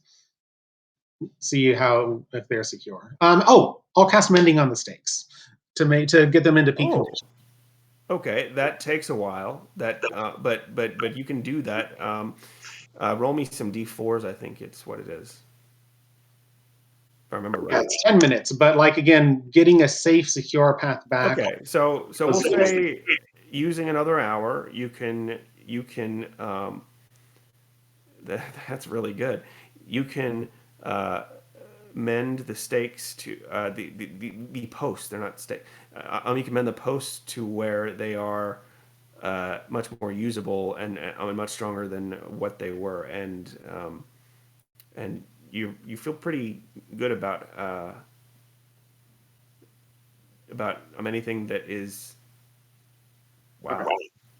If we were an hour, I assume I got enough time for 5 casts. Although I might get done in 2. Yeah. So you spend an hour doing that. You can totally do what was mentioned, and you can at that point you can either choose to go across the rope bridge, which has more rope on it, or you can go along the wall. I'm carrying a somewhat heavier load, and I'm pretty sure. Let me check. I have a decent climb. I don't have a good climb, but I have acrobatics and Just making sure you have a solid grip on the ropes. I mean, it's not like you'll need to catch the ropes if you lose track of them if you keep your hands on them. Yeah, sure. I'll go across the bridge. Now with this, you cannot take 10 because there is danger to you, so you will need to roll Okay, across the bridge. across the bridge. Okay, what am I rolling? It will be either acrobatics or climb. I would allow either one. Okay, I have acrobatics is better than climb. Yeah. If you were using the wall, that would. Yay! Oh. 8. Okay. You lose your feet lose their grip, and you're hanging there, and you need to make another check to get back on. Okay, acrobatics again, No. So describe how the rope looks now, because before it had 2 ropes left. So you added 2 ropes. So did I fall through the bridge? What happened here? So from what I understand, you lost your. So you're using your hands to steady yourself, but you were walking on it with your feet. Your feet slipped, and you're sort of hanging there. Give me another. Hanging on the upper rope. Yeah. You need some help? So is there no wood beneath him now? Yeah, I mean, I'm kind of this bridge is sounding way shittier than I was picturing. Let me describe the bridge better, because I said it's the remnants of the bridge, but I need to describe what that means. So, there are two bits of rope left, which would have been to secure the wood. There are extremely sparse. There's maybe 4 boards left over the entirety of the bridge. And so I mean just the rope that's left and a few boards. So you're shimmying across the rope. right. And you were using, so you added more rope. So it was much more Okay, all right. So that's fair. I guess my question then becomes: what looked more stable and reliable, the path around along the wall, or the shitty bridge that we made? Like, which looked like the safer route?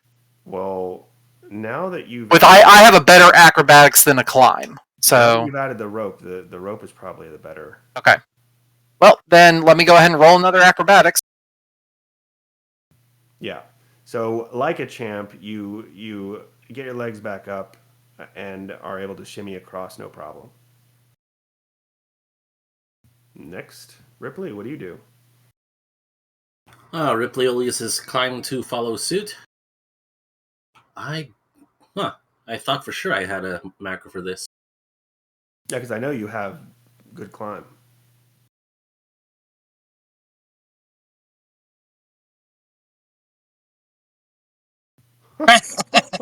Wow. Yeah, he like does muscle ups and like. He's a frog. He just jumps it. Oh, he actually like even though he looks like a frog, you'd think, oh, he'd be excellent at jumping. It's like, no, this guy is excellent at climbing. He even though he doesn't have a climb speed technically, it looks like he does because he just his hands are. No, he does have a fuckers. climb speed of 20. Oh, you do. Oh, right. Oh, well then you don't need to. That's why he gets an extra 8 on climb. Well, then you can. Okay, if you have a climb speed, you can take 10 in any situation for what Yeah, it's you worth. can totally do that. So he looks as at home on a wall as he does walking. Just makes it across, no problem. Theman.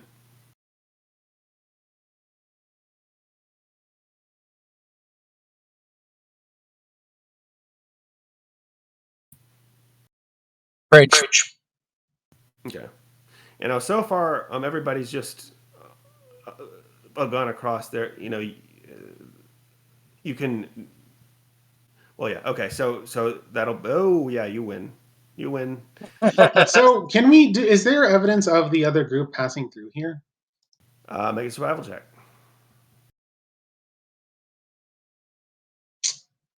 Hmm.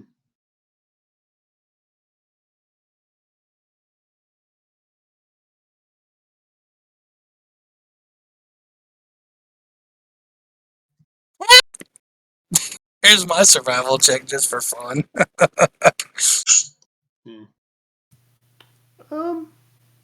Like, I mean, they obviously had to deal with this themselves. I'm just kind of curious if there's any evidence of any recent active new things they added, or if they just kind of shimmied across or whatever. You don't think they used the. Well, I mean, not really at this moment.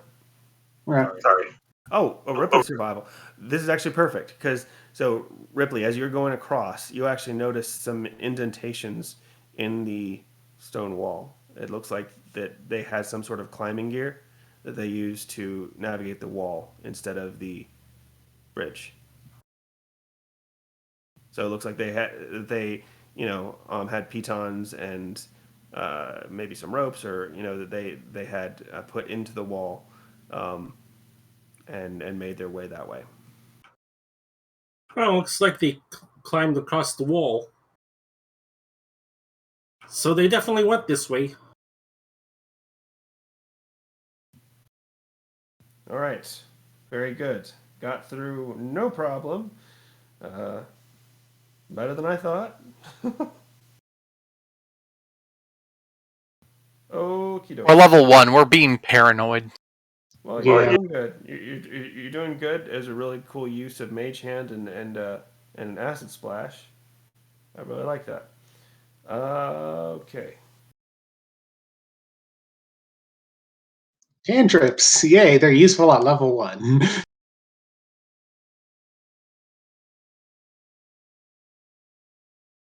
All right, you move into the next room.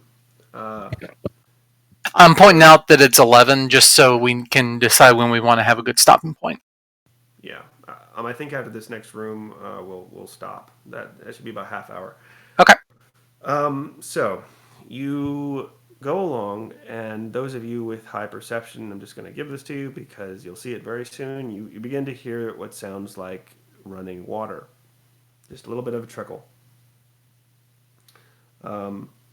You go up a short stony hill and go down and come down into this room that continues to slope down into into where a cavern water basin has collected beneath a large collection of stalactites, and the area.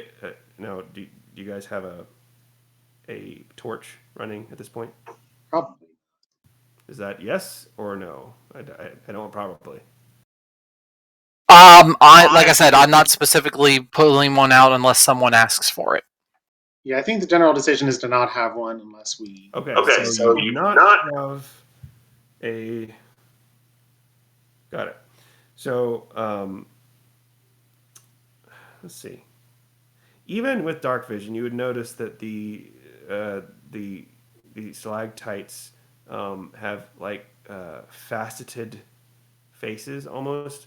It's and like they've been broken off at very specific angles, and I'm gonna remind you a little bit of of gem facets, perhaps.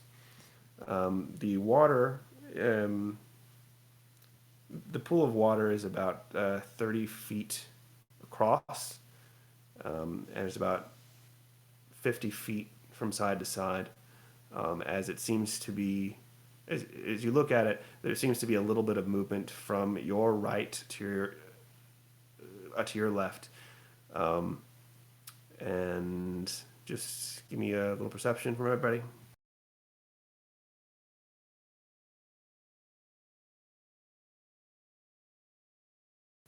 All right. Is that 20 perception from Ripley? Is that from this time? Yeah. Okie dokie. So you and Gap see this. That you can sort of see where the water bubbles out of the stone on the right. You don't see where it exits, and so it probably exits under the water or something. You're not sure, but it obviously hasn't filled this place up yet. And you see what it looks like on the other side of this small pond, what looks like the remains of a campsite. Alrighty. So we see a campsite across the pond. We would have to cross the pond to reach it. And there's Yes. something bubbling over on to the left of us. That's where the water is bubbling out of, so you can see the source of the water. How deep is the pond? You don't know. Gap is going to, while invisible, start walking into the pond. You can do it. Have the bat flying above the pond as long as it's no deeper than 50 feet. Yeah, like Bitey flies up above it, perches on the ceiling, so he has a line of sight. It's hilarious though. Okay, so I'm gonna let you keep that 20. So, I will note that I do not have a fly speed. So like if there's a sudden drop off, he might get stuck there. So like if it's clear there's a slope downwards generally in the pond, then we're fine. I can just walk. So Yeah. As he goes beneath the rippling water, you can actually see. You can see that the water is at least 20 feet deep, probably closer to 25. And as you go down there, you see a few water creatures shelled, sort of like horseshoe crabs. This seems to be where they live. You see some unusual, slightly phosphorescent moss or not moss, but like algae that's in the water. Okay. And you see a collection of these horseshoe crab-like things that are sort of moving over an object in the water. Do you get closer? Yeah. Okay, as you get closer, this object, whatever it is, appears to be about 5-6 feet in length. It's covered in these creatures, but as you get closer, you can see what appears to be a bit of clothing underneath it, Okay. like some fabric maybe, or clothing, or this thing whatever it is covered with these things. You found a corpse. Okay. Does it look like these things? There's not a rush. I'm going to go back and share this with the group. Okay, you go back and share it with the group. See if And anyone. you basically look like Data from Star Trek Insurrection as he comes out of the lake. Yeah. Just slowly walking back up. So all clear. Yeah, he just blip verb. Split verb. Does anybody know what these creatures are and if they can deal slashing damage? If not, I could just go back fully solid and move them out of the way. Yeah, Oh, describe them to me. He describes them. yeah, okay. And you, let's see. What kind of check for description? Performance, perhaps. Okay. Just for the heck of it. Yeah, I mean, he describes what they look like. They're full shell over their bodies. Wow. Yeah. Okay. Let me tell you a time I slayed 1,000 of these as they assaulted the underwater city of Atlantis. Oh, so you're already familiar with them then. I did. My memory isn't what it used to be, but I remember fighting them. So many of them.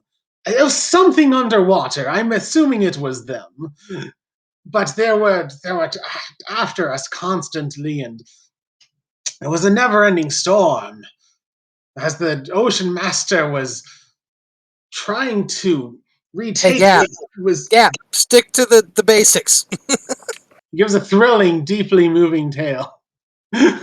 Like maybe you can reshape yourself to look like it. Is that possible? I am the great and powerful. I am not a clamshell. So You obviously you're not that great and powerful if you can't do it. So if anybody has knowledge of nature, you can make a check. I'll give you a +2 because the natural 20 perform check.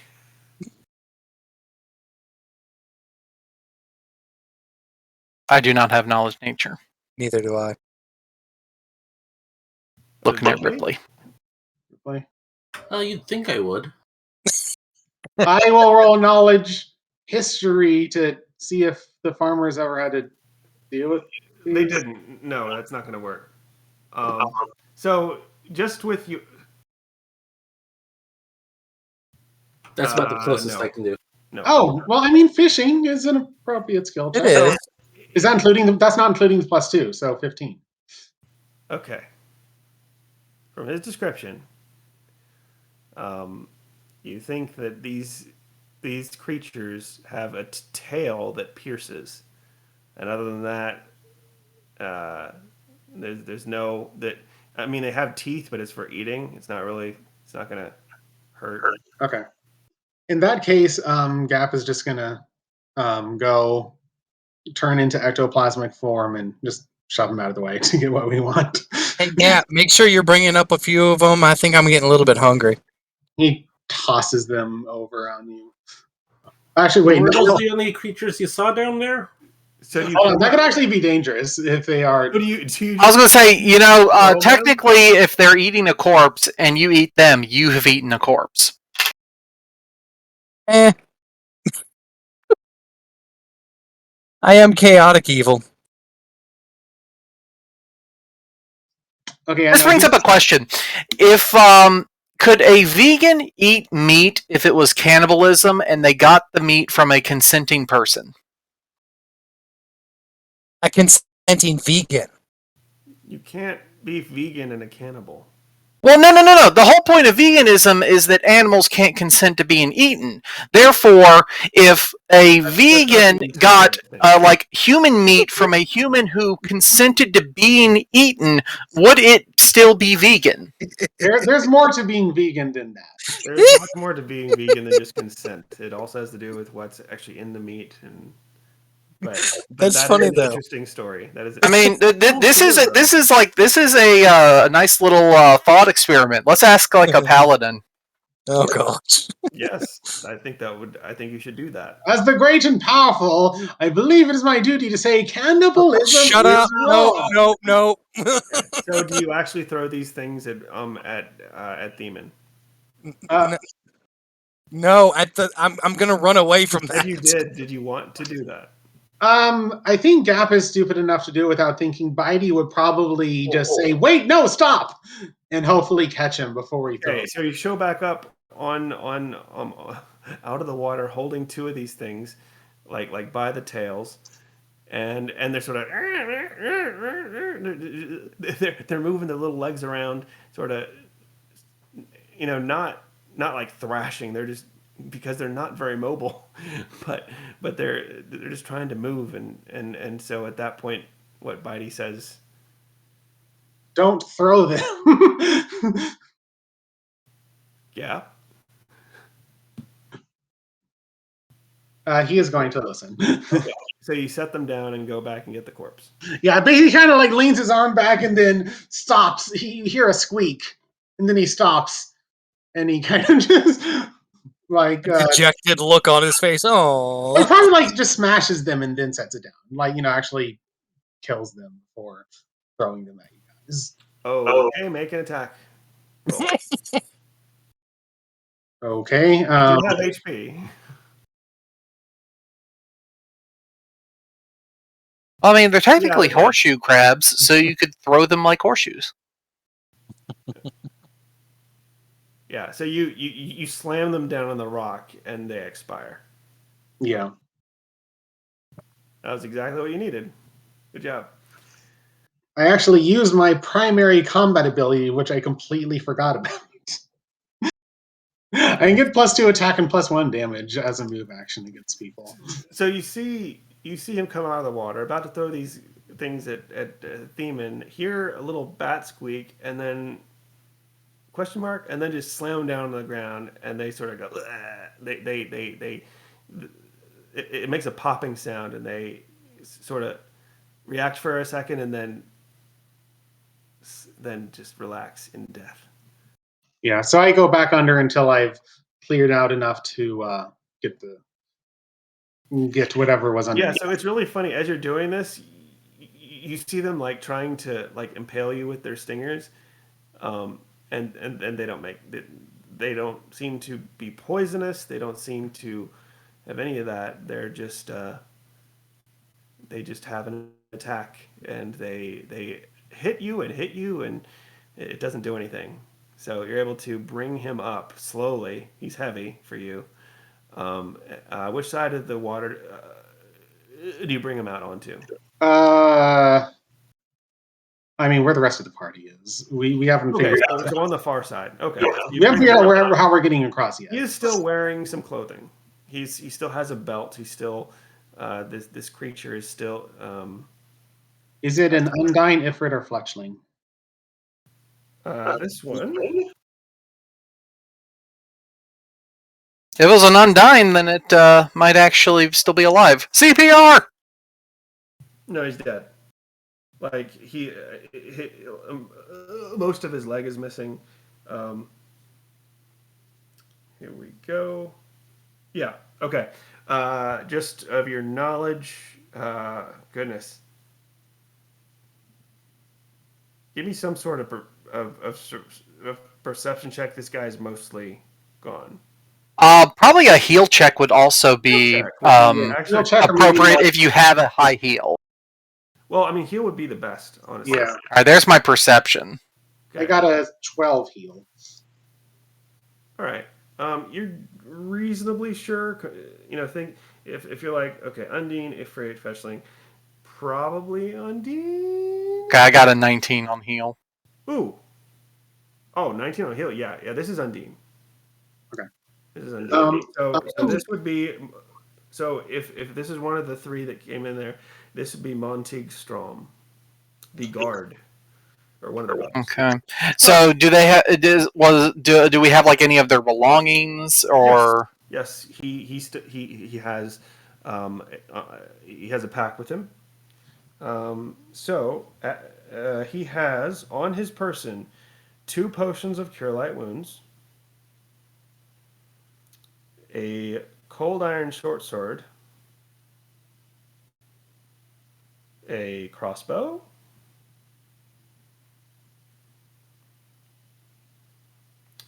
five silver bolts, 3 cold iron bolts, 5 regular bolts, and stale rations. Well, actually, Probably soggy rations. soggy. Yeah, I wrote stale, but that was soggy.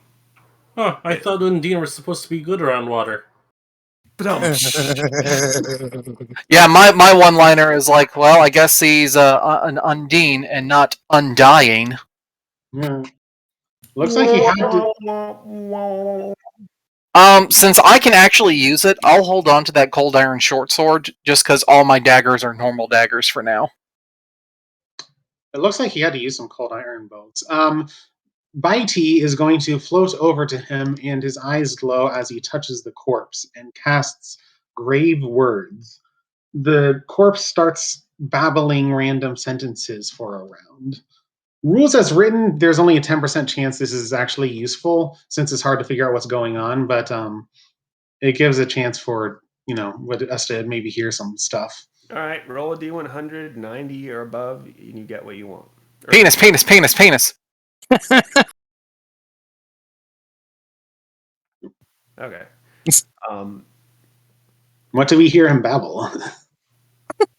Penis, penis, penis. I mean, I gave you an offer. So these things would get me, my son, and I can't, never gonna make it. Yeah, that's it. Actually, if it was one of his last sentences, it was probably.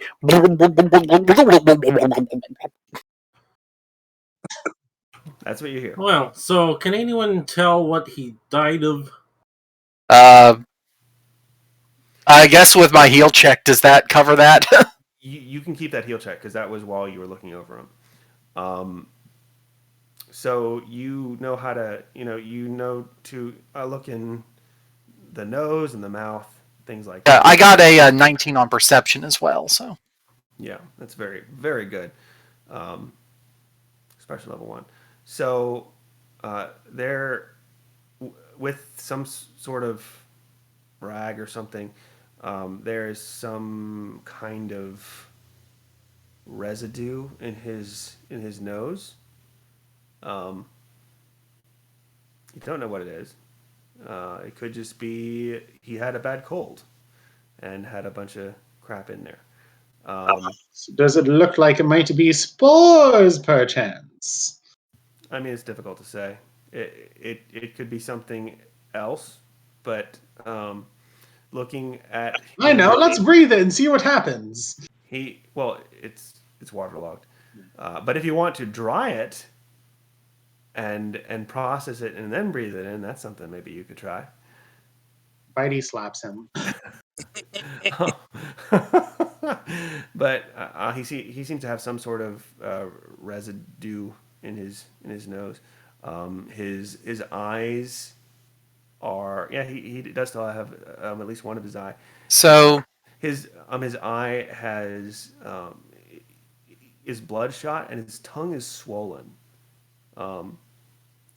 And as you sort of move your hand around to where his gland would be that produces the antibodies, the lymph nodes, as you look around there, they seem to be enlarged. Okay, so spores. So the question, the what really brings it up here is this is all you found down there, right, Gap? Did Gap get a chance to see where the water was flowing out to the left? No, but you got everything in the general area. Okay. So what this means is either we have several possibilities. Either he died here and the survey team went on without him, which seems ridiculously unlikely, or something happened further in. Maybe the spores drove him crazy and he was running back this way on his own. But that leaves the question of were the others trapped behind? What's going on? Either way, let's. I guess we'll leave him here and take him out with us when we leave, and hopefully we don't have to carry too many corpses back. Yeah. Gap can probably go down there and smash the rest of the things that are going to be a danger, so everybody else can swim across safely. After, I mean, how about this? How deep is it? 20 feet. 20 feet? Yeah. I was gonna say if Gap was tall enough, we could just like ride him across, but no. Yeah, no, that's fair. I'm just trying to think. I guess like these potions are definitely going to be useful. I'll give one to who wants the potions. I guess. I'll say this too about Ripley, and he's the only one that can do this. So the walls here are very slick because of the moisture. You could traverse the walls to get across, but only you, because it's a very difficult thing. You could do it, but you're the only one. yeah. So Gap's going to double just check the pond again, make sure there's no current pulling people that might pull people under if they fail swim check, and if not, just smash them. So even if people can't swim right, they can eventually get across. Hopefully. I was like, do we have any more ropes? Because we could just fix those up. When you go back down there, you can't find them anymore. It seems like, and you can see little burrows in the rock, and it seems like they're smart to the fact that someone came in here and just like grabbed you and grabbed them. We're completely ineffective at getting this guy, and just a greater predator has stolen their meal. They're at least instinctual enough to understand that. Okay, and you can go down there. You do find a place where the current is stronger, but you think that just as long as someone stays on the right side of the pond, that they're in no way danger to take down. Okay, so he'll go tell everybody that the creatures have cowered in fear of my mighty smashing. It should be safe to cross on the right side now. I'm going to let everyone else go first because since I have a heavier pack, I'm going to basically have someone fasten it to the whole, like we'll do the rope system and have someone pulley it across while I swim without being laden down by it. Because if I'm carrying it while swimming, I have a medium load, which is not going to be good. So now you guys left 2 ropes back there. You have 50-pound ropes. Who else has rope? Did everybody have a 50-pound rope or 50-foot rope? I had some. I had a rope. I did too, and I used mine back there. So we have at least 3 ropes, and we used 2. And we're only going to be, this one, the one we're using here is just a one and done. We'll be taking it with us. Yeah, you take it. Okay. Just wanted to make sure. Okay. Yeah, you could totally do that. Okay. Also, now that I know we have some potions of cure light wounds, I'm going to go ahead and heal Gap. Okay. Now, as people who are not ectoplasmic ghosts get, go into the, well, I mean, before you go into the water, you feel that the water is super cold. Super cold. So. Let's roll them swim checks. Yep. And pray. Is climbing across. All right. So, yes, Ripley, climbs across. You do get wet from the water, and it's very cold. But since you're not submerged, you don't need to make any sort of fortitude checks. All right, Demon. Batty is gonna fly ahead and check out the campsite. All right. I will need another check from both Gust and Theman as they make it across. Okay. Okay. The current here isn't very strong. It's almost non-existent where you are. You are able to make it the 30 feet across. However, once you get out, I need you both to make fortitude saves.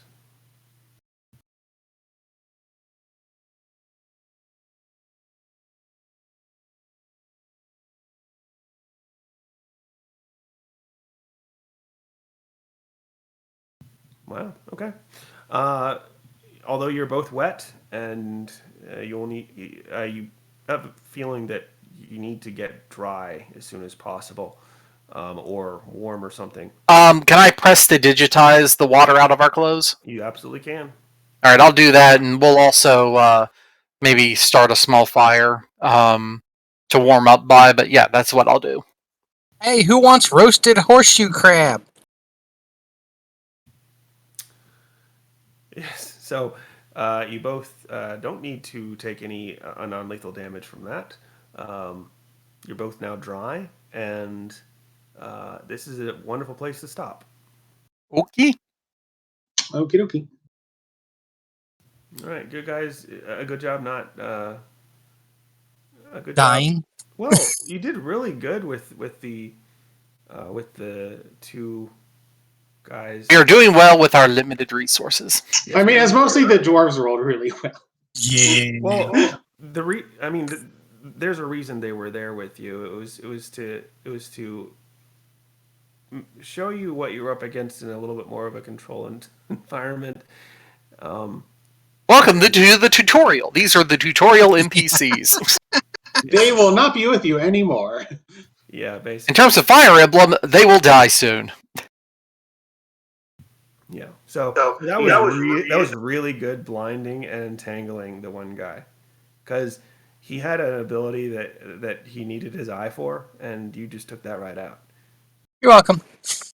So that was very, very good. He didn't end up being able to do anything. Yeah. It was a good reminder for me to at least afterwards realize I had some stuff I could have done that I didn't, but it's good. I figured it out then. And also Instead of reminder something you guys need to buy as soon as you can silver bolts or cold iron bolts. It just Well, it's not so much that we. I mean, we're at starting level wealth. We can't buy shit. No, I know. Which is not. I didn't expect it, but I was just like, this is just so you can be thinking about it in the future once you have money. To that end, like I said, I'm taking this cold iron short swords. Probably someone else could make use of the crossbow and bolts. I mean, I could use them. I just don't want to take everything here. Oh, by the way, was there at least what's our limit? Like 10 silver we have to leave on the body, or 10 gold? Or what was it? He didn't want you to take any more than 10 gold from the body. If he wanted to leave at least 10 gold, and we could take everything else. Right? Yeah. So was there at least 10 gold to leave on this body? There was 7 gold, 8 silver, and 20 copper. Okay, so we have to leave all that. We have 8. We have roughly 8 gold then. All right. So yeah, we'll leave that. Quite frankly, if we left one of the potions, that would be equivalent. But the potions we will hold on to and use, and we can consider returning like the crossbow, bolts, etc., based on what's left when we get back. No, he said we could take everything but leave the gold, right? Oh, I was thinking we had to leave like 10 gold's worth of stuff. He inferred that he knows that certain groups are like strip the body bare and take everything that they have, and he was basically like, "What, you think we're horseshoe crabs?" It was basically like, leave enough for a burial, please. Yeah.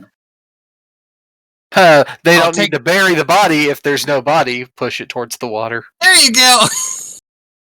You also get money for bringing anything for bringing a body back. Yeah, Okay, yeah. No, wait. that- All yeah, that we no. need to do is cut off the head, make it, and leave let the horseshoe crabs eat at the head, make it look like it was bitten off. That the horseshoe crabs ate the rest, and we don't have to bring back the head. They won't fall for. They won't. I don't think they'll fall for that. They would know that the creatures would leave the skeletal remains. But it's like, hey, we can leave the body here and come back to this question on our way back. Yeah. Because let's be real. We're probably going to find the others dead too. How many arrows were there again? I'll take those. Well, it's crossbow They are bolts. bolts. Yeah. Uh, I'll still if take they're them all- just in case. Hey, but you're forgetting if they're all dead, there's no GM NPC for Goro to have fun role playing. And Goro would want some kind of fun personality to play. That's my theory. There are 5 silver, 3 cold iron, and 5 regular. I'll take the silver and cold iron. Do you have a crossbow? Yeah, bolts are different from arrows. Oh, I know they are. That's fine. I'll still take them. So you take the crossbow. Well, do you have? Just take the crossbow as well, then. Damn. Take the crossbow and all the bolts. Just try to do something useful. I have my reasons. Leave me alone. I'll take the crossbow too. Okay. Those are silver bolts, not silver coins. Hey, if they're silver bolts, they're still worth silver. They might just be like silver blanched, so keep that in mind. Yes, that's true. It could be. Which means they'll effectively be silver for an attack, but they're not made of silver. Well, that's fine. That's why I've got a very high bluff score, so that way I can convince people that they are silver. Now that's your prerogative. All right, well, I'll go ahead and end the recording there. And so we are all kind of in agreement that we're just going to treat 8:30 as the new start time. I think that'll work out pretty well for everyone. Yeah. I'm good with that. Yeah, that'll be fun. Yep.